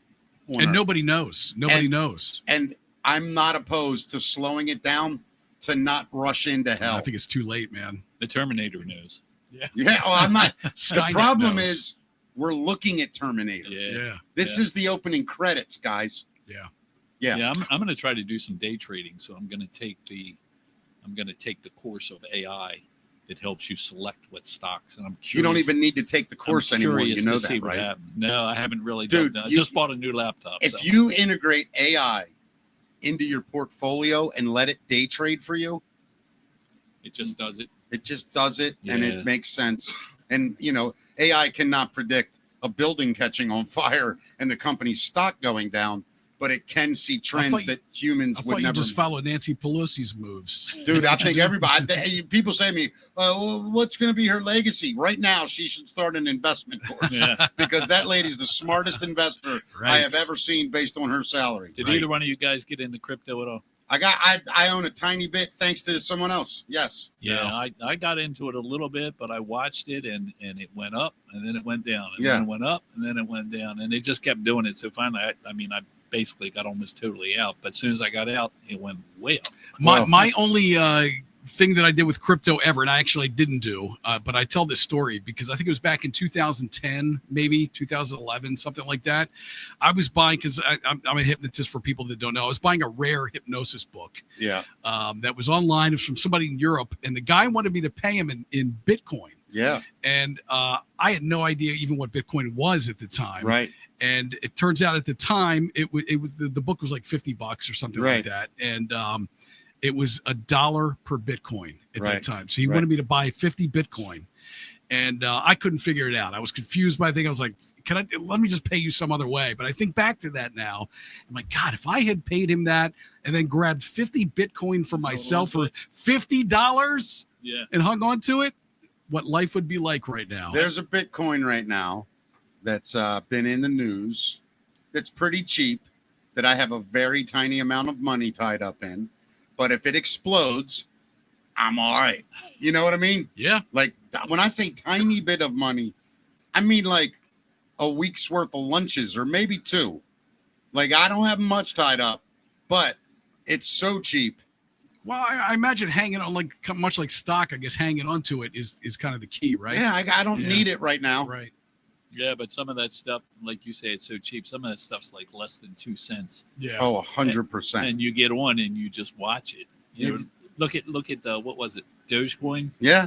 You know. Yeah. And that was like a comedy type thing, Right. unfortunately. Yeah. No, you're right. But But I tell you this, the Trump coin performing astronomically. that went down like a rock. Yeah, it did. Yeah. I went in.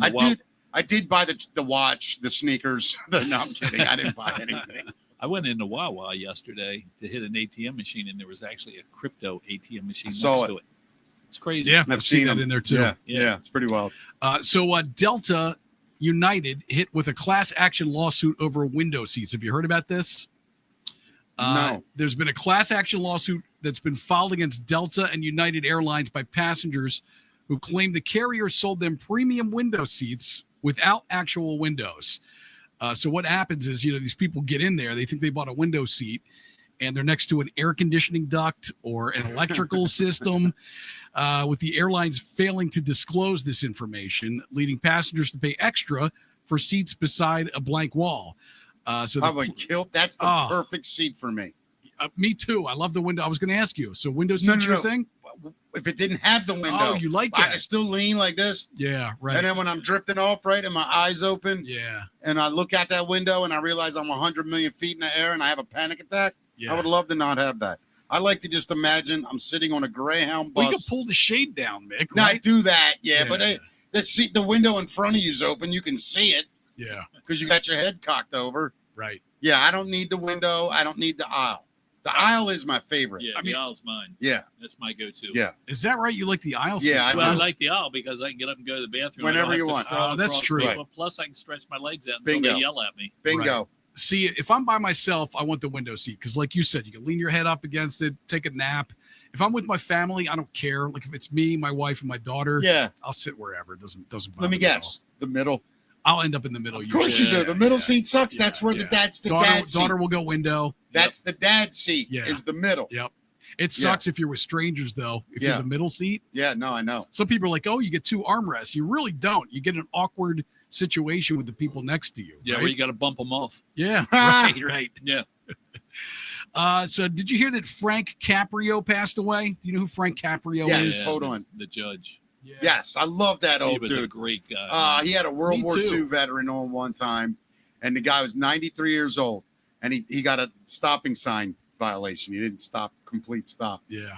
So the guy goes to him. He's 92 years old, and DiCaprio says, "We're just the guy had a hat on." He said, "What were you in or whatever?" And they talked about the war a little bit. So DiCaprio goes, "What happened, buddy?" And he goes, "Well, Your Honor, I was driving home from my morning breakfast stop that I go see my buddies at. There's only a couple of us left. Like, the story was beautiful. Right.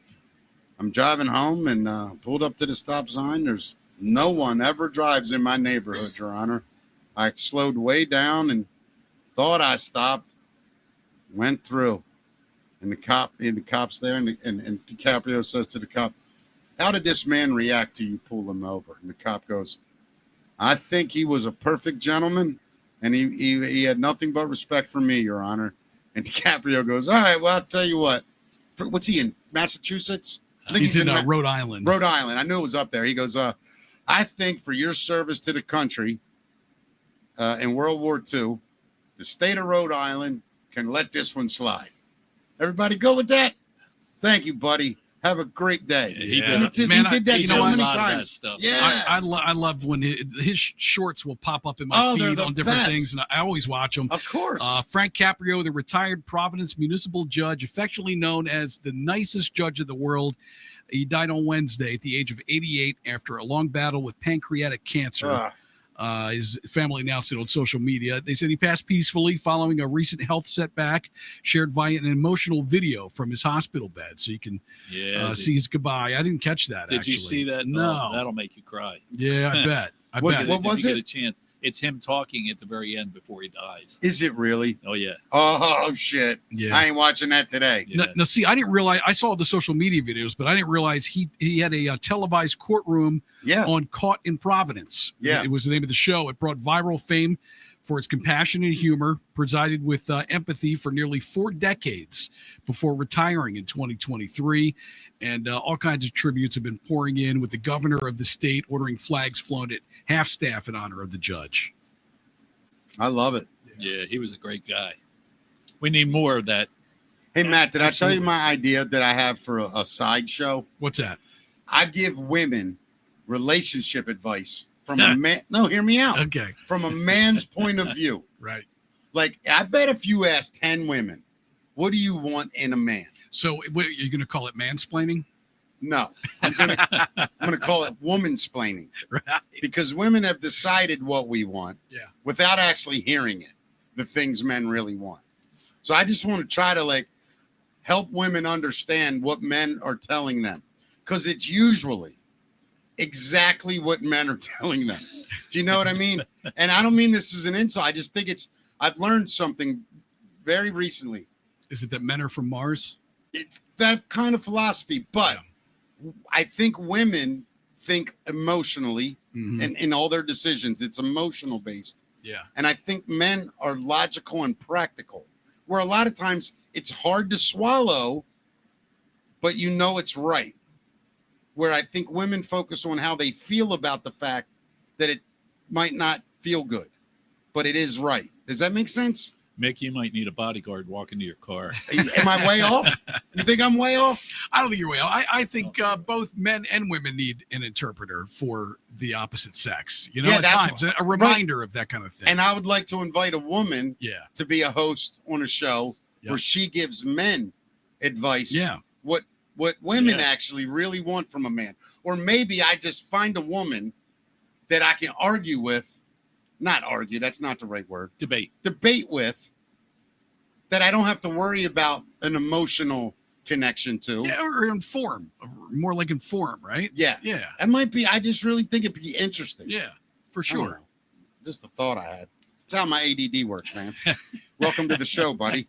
Back to the news, Matt. Yeah, here's a weird fight for you guys. Yeah. Shaquille O'Neal has accepted a challenge to box Will Smith's former bodyguard.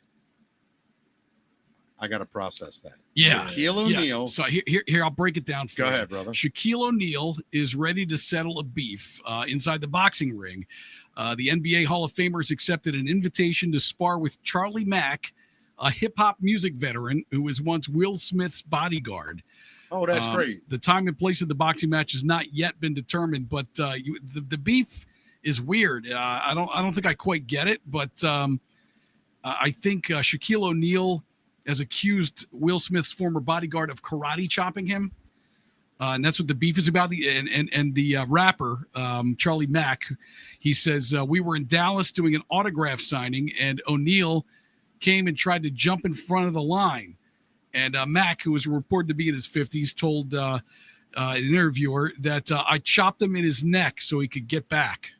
So this is all going to end up in the boxing ring. You think it's real? They'll probably both make $10 million. That's what I'm getting at. Yeah. Is it real or is it just... I think it's clickbait, but I do you too. know, yeah. I want to ask you a question, though. Yeah. You both of you were very involved with karate, correct? Or the martial arts? A little bit, yeah. Does the karate chop work like when in movies where they hit you in the neck, like, haga? I mean, I've never been taught a karate chop. Haga! I mean, I You ever see it though in the movie? They always go, jiu-jitsu, bang! and if I karate chop somebody, it would have been bad. Yeah. I think a lot of that is pressure points where you hit them. Where you hit them and stuff like that? Yeah. Because I always wanted to say some dude's messing with me, and I just went, hiya! And then, hiya! And then they would fall. And I would just go, all I did was the karate chop, like in the movies. You know what I mean? Well, look, you save your knuckles anyway, right? If you hit somebody, you're going to hit them with an open hand. You know, I learned a trick young fighting. The first 2 punches were closed fists. Then I opened them up. Yeah. Swear to God. Right. I'm telling you, slap somebody right. Oh, yeah. I mean, if you hit them with the palm of your hand, right here, I mean, it's going to. If I had to take that first shot, like if I had to throw the first punch, it was a punch. And I do a left, right.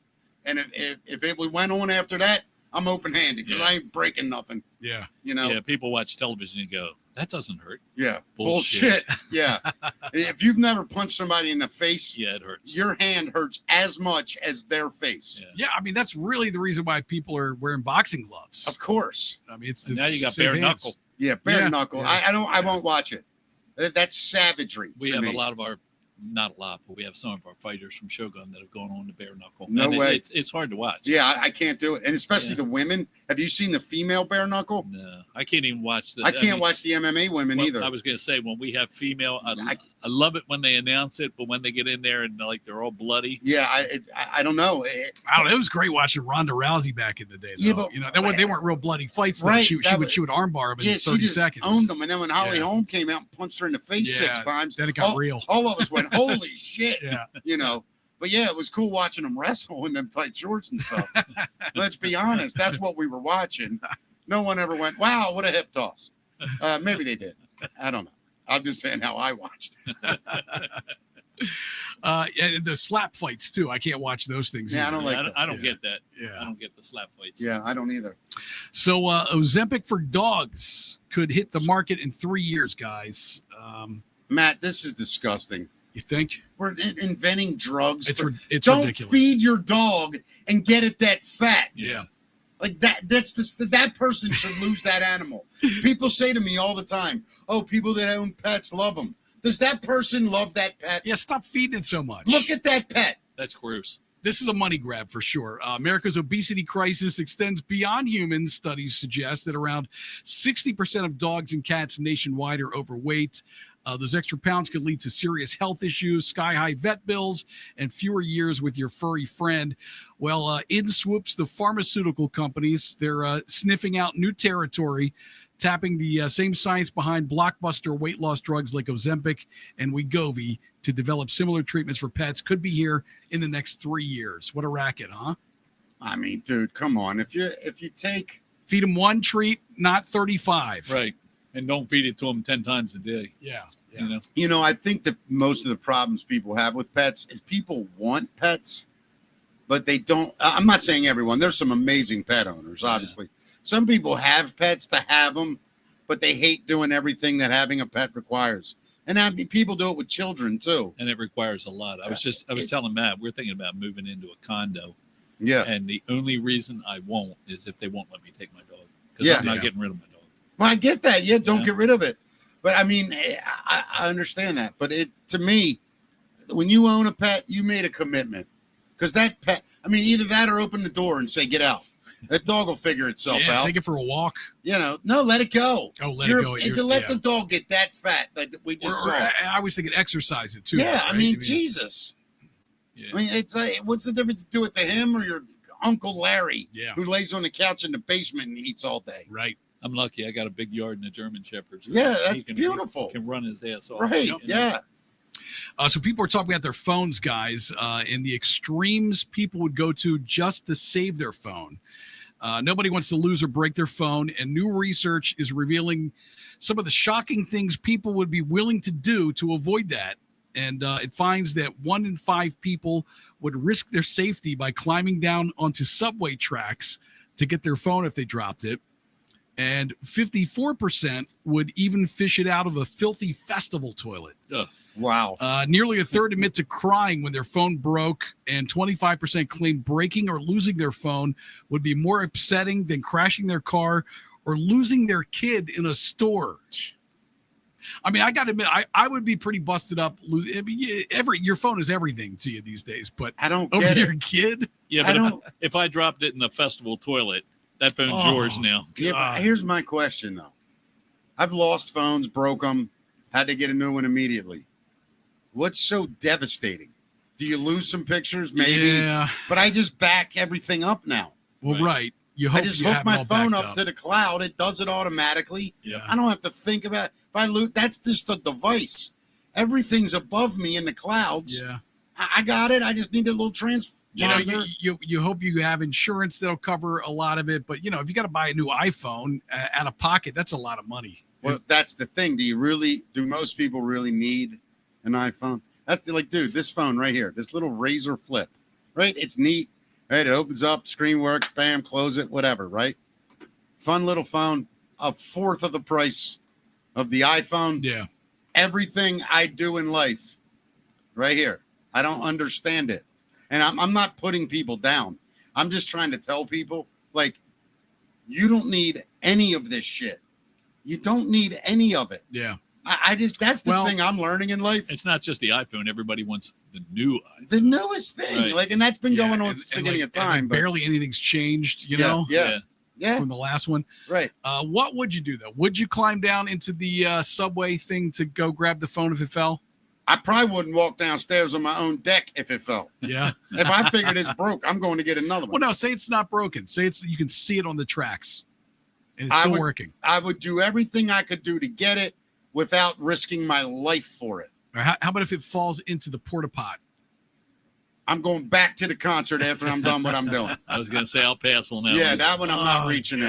No. I'm not doing it. Get yourself some hepatitis. Do you remember the great John Madden? Of course. The football coach, right? Yeah, absolutely. Tells a great story, and I forget who it was. It might have been Lal Alzado or one of those crazy Raider guys. Madden's walking out of the locker room, and he looks to his left, and that's where the toilets and urinals and stuff are. And there's a guy standing over the toilet, one of the guys standing over the toilet, and he's just staring. And all of a sudden, he reaches in his pocket, and he doesn't know Madden's watching him. And he pulls out a $50 bill, and he throws it in the toilet. Madden watches the guy, reaches down in the water, pulls out the money. Madden walks in, he goes, "What the hell was that?" The guy goes, "Hey, coach, here's what happened. I dropped 50 cents in the toilet, but I couldn't make myself stick my hand in there for 50 cents. So I threw the $50 bill in there so I'd have to get it out. And I grabbed the 2 quarters while I was in there." Oh, God. That was a great story. A great story. That's hilarious. Yeah. So I don't know when the last time is that you were delayed on a plane. It's never really that pleasant, of course, for anyone. Ironically, I've probably flown. I'm not a jet setter. I've probably flown back and forth, so everything included, 30 to 50 times in my life. Yeah. I was delayed once, and it was 22 minutes. No, you're lucky. Wow, I am you the are lucky. lucky. You're Trust so me. lucky. Yeah. And I've never had a bad takeoff. I had one crazy landing in Buffalo, and Dave Hill, our old boss, was like a very experienced flyer. And even he said when we landed, Mickey, that was one of the worst turbulence moments I've ever felt. But I got through it, so I'm very lucky. And I'm not a huge fan of flying. Well, tell me if you would enjoy this if your flight was delayed. There was a jazz band that was aboard the plane, and passengers on a flight from St. Louis to Seattle got an unexpected pick-me-up when jazz saxophonist Dave Koz and his bandmates held an impromptu jam session in the aisle while the plane was stuck on the tarmac hundreds of miles from their final destination. Happened on August 11th. You can check out the video here.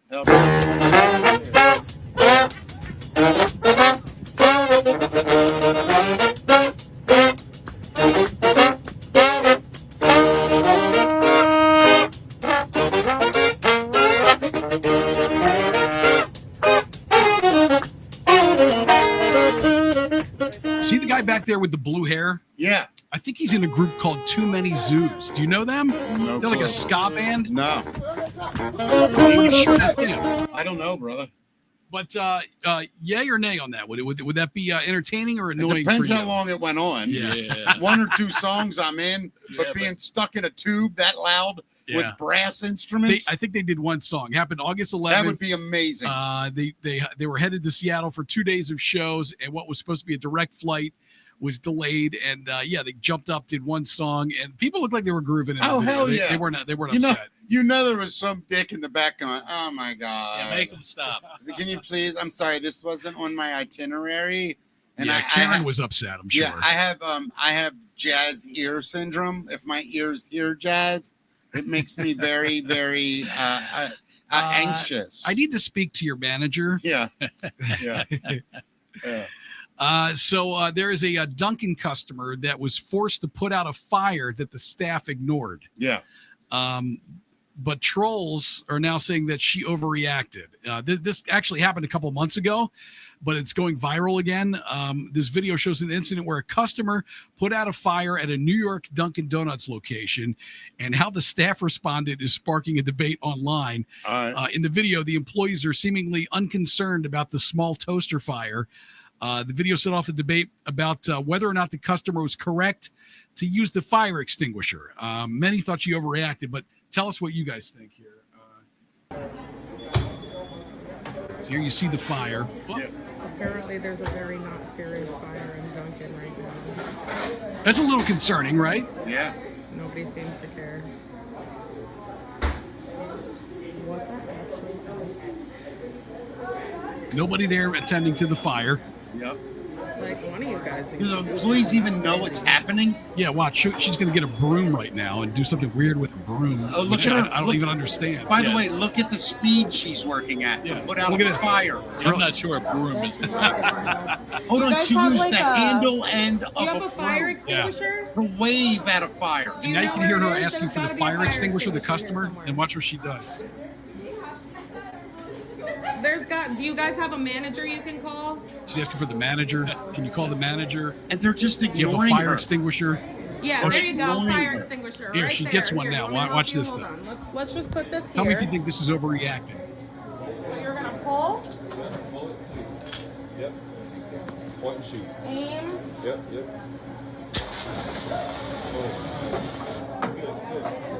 Thank you. You're so welcome. No. I guess it's You're better gonna have than to burning call the the building fire down. department. You're welcome. She's like, yeah, you guys are going to have to call the fire department. She's right. I don't understand. She's I'm getting a lot of confused. flack for blasting that small fire with a lot of people But think, oh, nobody's why? paying attention to the two dunces working in a Dunkin' Donuts Yeah, she waved who a don't broomstick at understand it. that the piece of equipment is on fire. And that the roof is probably Yeah. about to catch Yeah. on fire. Well, it looked like it was under the hood. I couldn't really tell. Yeah. But however, I mean, It's still a fire. it's a fire in a public building. Yeah. And they're like, let me get a broom handle and wave it and cause more oxygen so the fire will burn more. Yeah. Hey, it didn't work. I waved the thing. Come on. Let me put a flammable broomstick up there, see if that in, helps. in my eyes, here's the way I look at that, Matt. I'm really on fire. That's today. kindling wood. I'm on fire today with this comment. You asked if that was overreacting. My question to you is this. It was a woman who did it, right? That that started right? the fire, you No, mean? no, that put it out. Oh, yes, Okay. correct. Then in that case, no, it's not overreacting. I don't think a man would have handled it that way, but I think a woman handling it that way is totally normal. What do you think you would have done? In that situation, Yeah. I would have probably wet a rag and thrown it over it. Yeah. Yeah, that's what I would have done. But That's not what you're supposed to do for a grease fire, though, is it? was that a grease? I couldn't I don't even know. tell. That's I the don't know. thing. No, I think they said it was a toaster, so probably not. But it could be grease. I mean, Yeah, it I might don't not work be on good then if fire. it was electrical fire. I don't know. Yeah, I don't know. Maybe not. Maybe that's the right thing to do. Yeah. I don't know. That lady, I'm not mad at that lady. Yeah, if it's At a all. toaster, you don't want to throw wet on it. Right, yeah, that's true. I don't really understand what it was. I thought it was like something sitting on top of the oven. Why Yeah. would something be up that high? Was it the exhaust of whatever that machine is? No, I think it was literally the top of the toaster.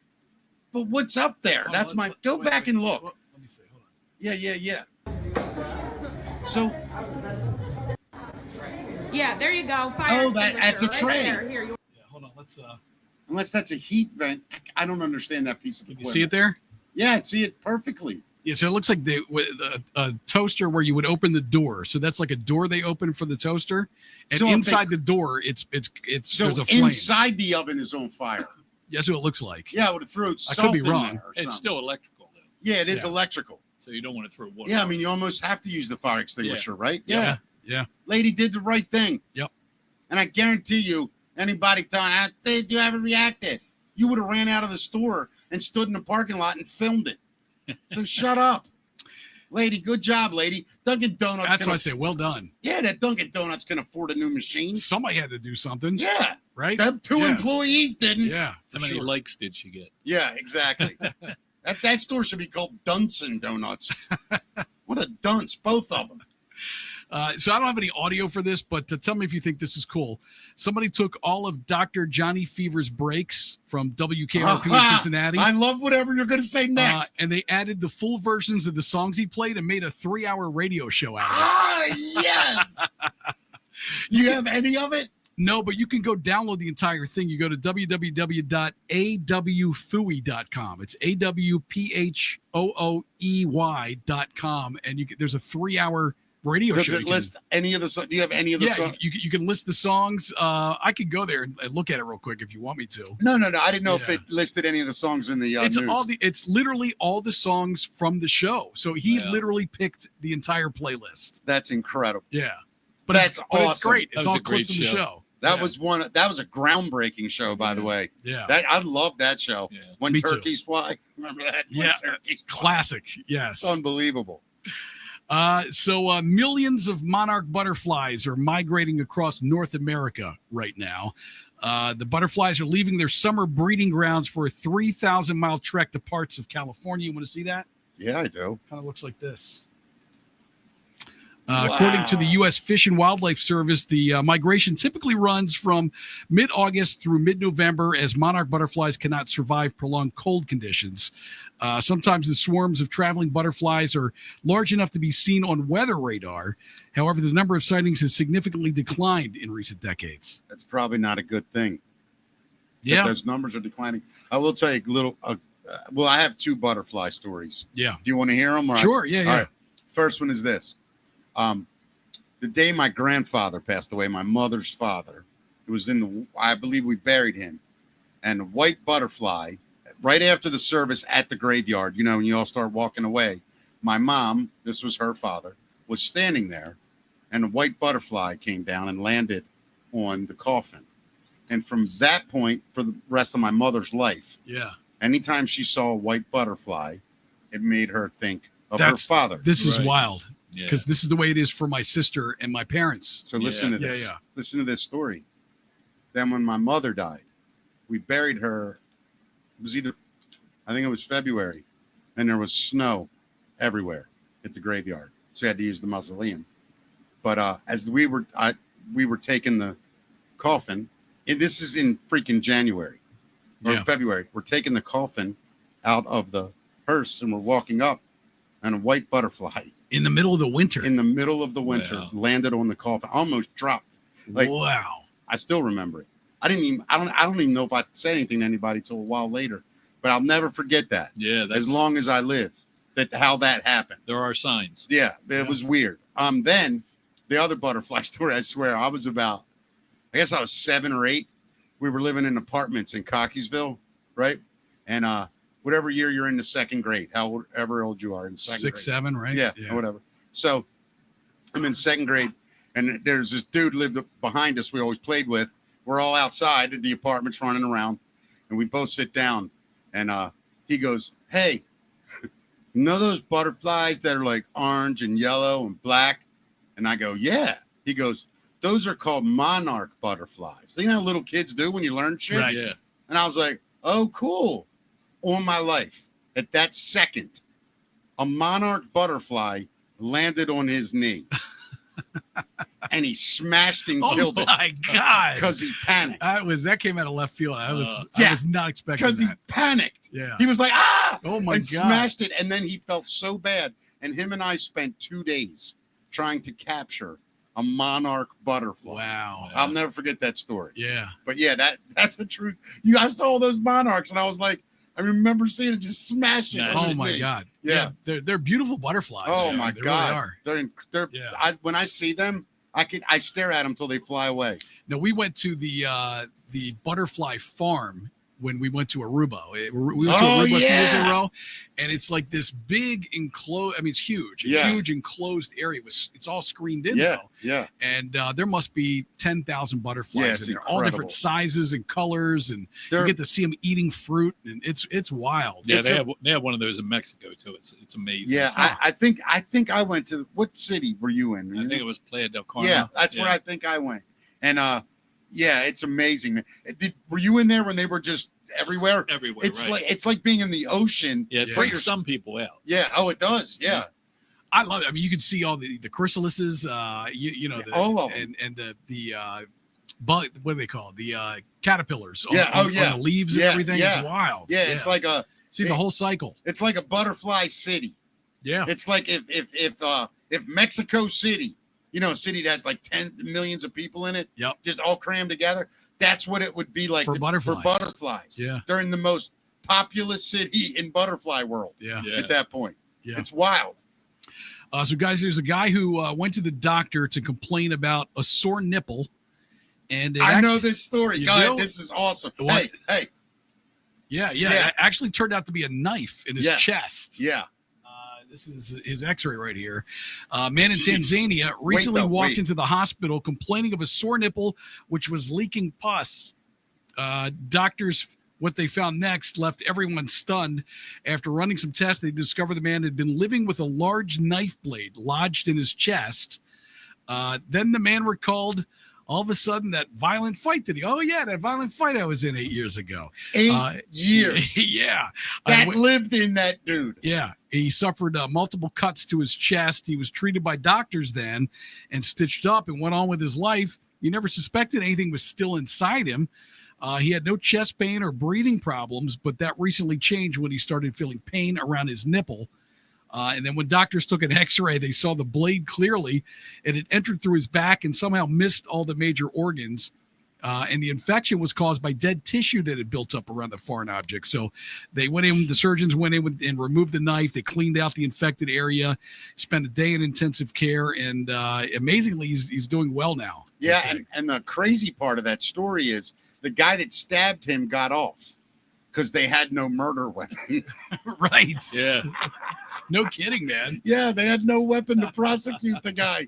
That guy goes, somebody stabbed me and got away with it. It's crazy. Carried that. All right, what else? We got to do music. You ready? Yeah, we can do music. All right, let's do it right away. We are here with Vance. I don't want to say from Sheffield anymore. I don't know just Vance Van Horn. Just me. Vance from the concert, though. We will do from Stanstock, right? Stanstock. Yeah. When is Stanstock again?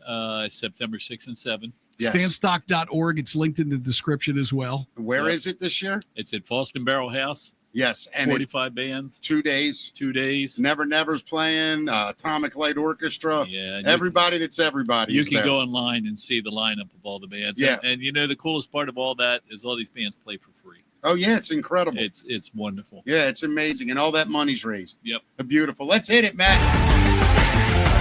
Hey, Baltimore, are you ready to laugh? Well, come see me at the brand new Hammer Jokes Comedy Club, located in the Bowman Restaurant on Harford Road in Kearney, Maryland. I'm going to be there for the grand opening weekend, October 3rd and 4th. Hammer Jokes is a brand new comedy club committed to uncensored live comedy. It's what comedy was always supposed to be. Join us October 3rd and 4th at the brand new Hammer Jokes Comedy Club, featuring me opening weekend. I hope to see you there. Tickets on sale soon. Look out for details. Ladies and gentlemen, the best music report in the business, Matt's Music Minute, brought to us by me. That's right, and Hammer Jokes. So the Prince's Purple Rain co-star, Apollonia, she's sued the Prince estate, claiming that it improperly filed a trademark for the name back in June. Wait. The Prince Foundation or whatever company copyrighted the name Apollonia? Well, here's what happened. So she was born Patricia Catero. Right. She started using the name Apollonia in 1983 when shooting in the film and singing with the group Apollonia 6. Rolling Stone reports that her suit states, for all these years, neither Prince himself nor anyone on Prince's behalf demanded that Apollonia cease using the name Apollonia or contended that the name did not belong to her. The lawsuit says that the estate has also asked the U.S. Patent and Trademark Office to cancel Catero's Apollonia trademark, claiming it owned the rights to the name based on contracts she signed in 1983 and 1984. Catero asked a California court to determine that she owns the Apollonia name, arguing that the estate was time-barred from challenging her trademark rights. The trademark battle is likely due to the Purple Rain musical that will debut in Minneapolis this fall, as one of the characters in the production is named Apollonia. I got to be honest with you, man. I think the Prince estate is dead wrong. It's petty. It's petty. This is a woman that is her only claim to fame. And it sounds to me like they don't want to pay her the rights to use that name in the musical. All this is. Yeah. Pay up. Yeah. Prince would have. I guarantee you. Oh, absolutely. Prince would have done it. Yeah. He let her keep that name all those years. Let her earn money with it. Yep. You're a piece of shit, whoever's making that decision, in my eyes. I don't know. Yeah, it's a sad thing, man. And, yeah. And hopefully hopefully the jury or judge or whoever's seeing the case is going to give her justice. I'm with you, homeboy. John Fogerty from Creedence Clearwater Revival is winning his case, though. He's the singer and guitar player for CCR. He's finally acquired the publishing rights to the band's catalog after years of legal battles. He's set to release Legacy, the Creedence Clearwater Revival years, featuring re-recordings of 20 CCR songs he wrote. Fogerty reflects on his long-standing dispute with Fantasy Records and his emotional connection to owning his songs. The re-recording served as a statement of ownership and a way to reclaim his creative legacy. Despite his iconic hits, Fogerty remains creatively active and looks forward to writing new music. So that's been since, I think, 1968 is when the band was signed. Yeah. And Fantasy Records, they gave the label control of the publishing rights. That was the big mistake in those days that happened with a lot of artists, I think. Yeah, of course. And in 1985, Fantasy Records sued him for self-plagiarism. I don't know if you remember that. Yep, I do. He had a song called The Old Man Down the Road. Yep. They sued him, saying that he was stealing his own song, saying it was the same song as Run Through the Jungle by CCR. Right. But a jury found in Fogerty's favor in 1993 and ended up going to the Supreme Court even. And 2023, he got his publishing rights back, though. Well, I will say this as well, and I believe this with everything in me. I think John Fogerty is one of the greatest American songwriters of all time. Great band. Absolutely incredible. Great band. CCR. I love CCR, man. I'll tell you what, that late 60s, early 70s CCR is some of the best roots Americana rock. It is, man. There is, man. I am a huge fan. I am too. It's just a bummer that it's taken this long for him to get it back. I get it, obviously man. their time is passed.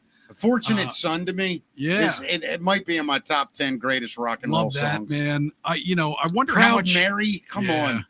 I wonder how much that catalog makes per year now. I wonder. A lot. You think it's still making a ton? Yeah. Dude. It's been in a ton of movies, but is he going to get Forrest Gump money now? Is he going to get that, or probably? You think? Yeah, I mean, listen, every time Forrest Gump makes money, they get payouts. right? Yeah, yeah. So if Forrest Gump estate gets paid, $1 million, Yeah. then they have to pay all the royalties and all that shit But out he of missed it. out on whatever year that came out, A lot 92 of or it. 3. A lot of I it. mean, years and years of Yeah, it. yeah, It's a shame. yeah. So Coldplay's Chris Martin is defending his kiss cam after the viral CEO video. Chris Martin says that the band had used it for a long time and it's never been a problem. The clip at the Boston concert led to the resignation of Astronomer CEO Andy Byron and HR chief Kristen Cabot. During a show in Hull, England, Martin noted that the Jumbotron fan camera is intended as a way to say hello to fans and is not a kiss cam.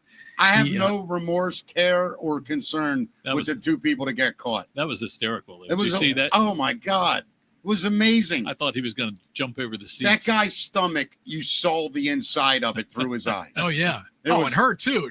They were mortified. Yeah, busted. Busted beyond belief. I have no problem with it. You expect some sort of privacy. Not in public. No, not in a Coldplay show. What you expected was secrecy. That's different than privacy. You know what I mean? Of course. Yeah. I mean, look, you can't blame Coldplay at all for any of that. So other than how bad they are.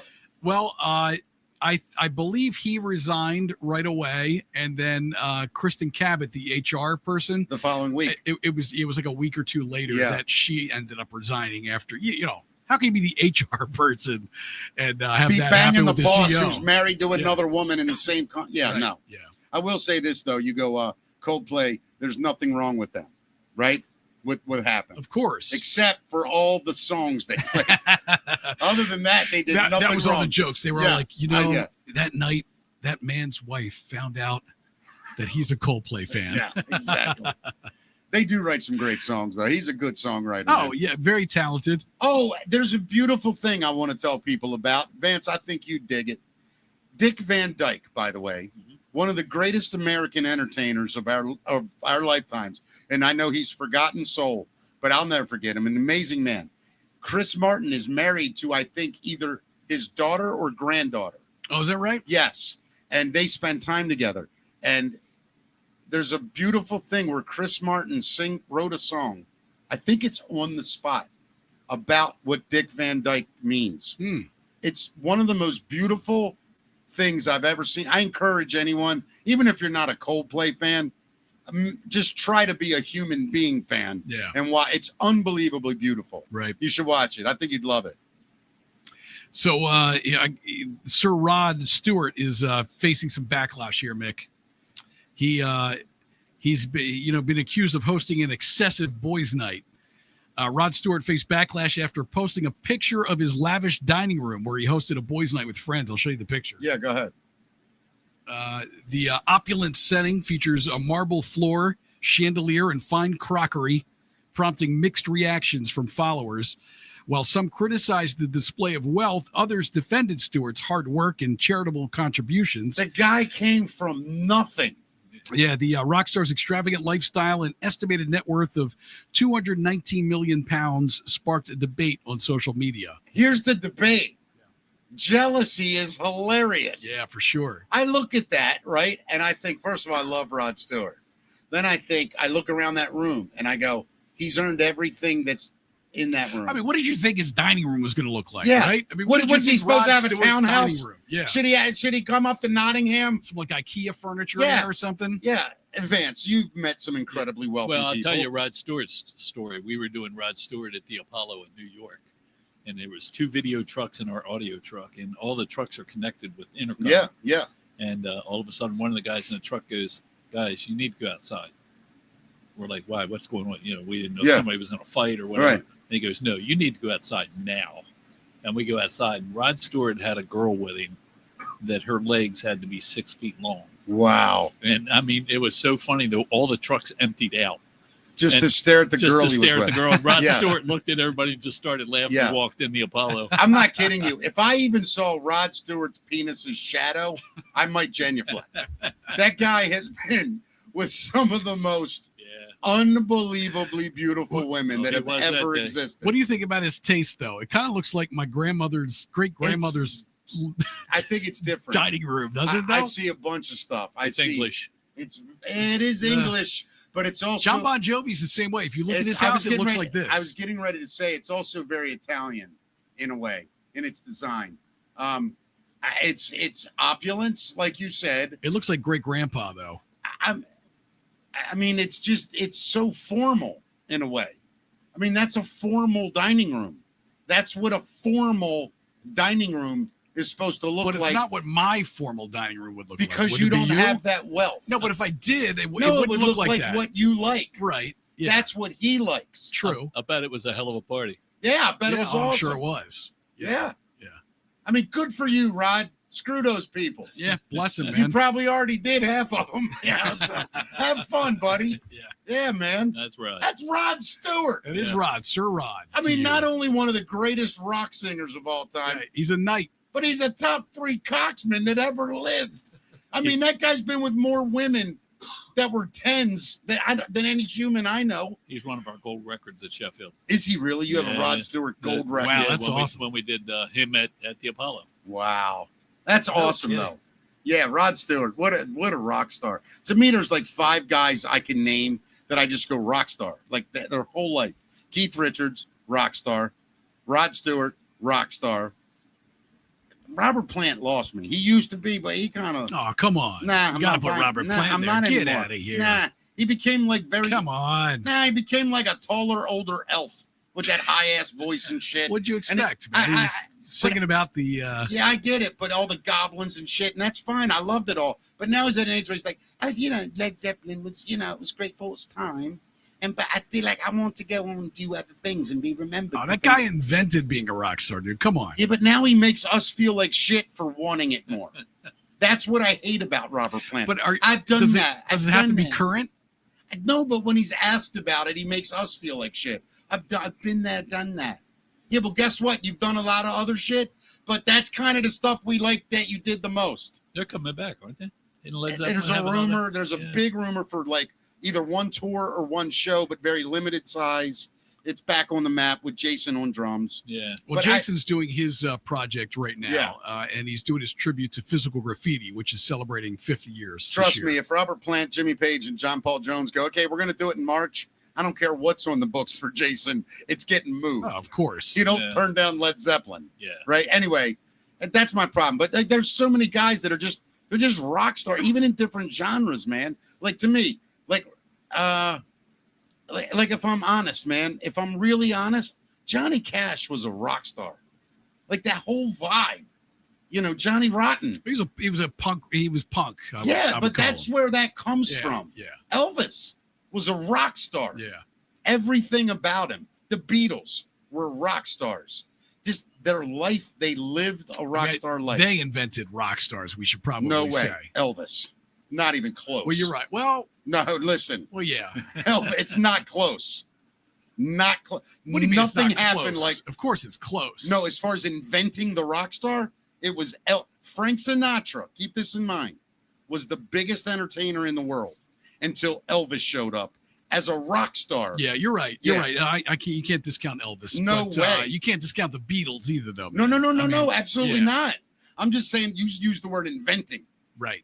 Okay. Okay. Elvis was the first guy Point they taken. ever Yeah. called Yeah. a rock star. Right. Okay. In my, Yeah, of course. No, Yeah. you're right. Yeah, You're that's all I'm absolutely saying. right. Yeah. The Beatles were second, but in so many ways, the Beatles were first. So it's a weird thing. You know what I mean? Yeah. Elvis didn't write the shit. And they invented stadium rock. Yeah, dude. I mean, the Beatles are it, but Yeah, Elvis yeah. was the first poster boy. Sure. Wouldn't you think that's Yeah. fair, Vance? Yeah. Elvis. You were Elvis there. good. What was that? 37, 38? Long time ago. Long time ago. Yeah. Well, Vance, I got to tell you, man. What time is it, Matt? It's got to be like 7 o'clock. Yeah, it's almost 7. Vance, we usually are done 6:15. This has been. I great, I guys. enjoyed this so much, man. Love catching up with you guys. You too, man. Likewise, Don't be a likewise. stranger, dude. Nah. Check in every couple months. Come down, tell us what you're doing. You got so many stories. I could listen to Oh. them all day long. I'm gonna write a book. Let's tell people to support Stan Stock for yeah, sure. That's the big thing. Yeah. Stan Stock, guys, please come out and support Stan Stock. And God bless Stan Gibson. I mean, Yeah. when we did the first Stan Stock, they weren't sure what Stan's condition was, Yeah. whether he was going to make it to the second Stan Stock. Yeah. And he has just poured his life into this thing. Yeah. So, Stan, if you're listening, love you, my friend. All right, Stan. Thank you. To all the listeners, thanks. Back tomorrow at Natalie's. By the way, I'm so excited. Guess what I'm doing tomorrow night? What are you doing? Who would you say if you had to? I'll give you 3 choices, and we're going to end the show, but I'll give you 3 choices. If I could pick a concert I'd really be excited about based on how I grew up, I'll give you 3 choices. Who would I want to see? Social Distortion. Fair enough. Give Billy me Idol. Bingo. It's happening tomorrow night. Tomorrow night. And Joan Jett might be in my top 10. Right. I adore her. Yeah. Merriweather's going to be fun tomorrow. It's going to be good weather, too. And I'm going with my son. I'm so excited. Amazing. I can't wait. Yeah, so, cool. And my friend Steve Kitches, I get to see. You know Steve. I know Steve. We got a million stories about Steve. Yeah. I get to see him, too. So this is a huge thing. I'm really excited. So I won't be at Natalie's tomorrow. No, I'm kidding. But it might be a quick show tomorrow, so I can get there. If you see Steve, by the way, tell him he owes me a 3/4 inch tape. Is that right? I don't know what that is. You got it. I promise I will. Everybody else, tomorrow at 5, 9 from Natalie's. It is Mickey Talks. Tomorrow, episode 103.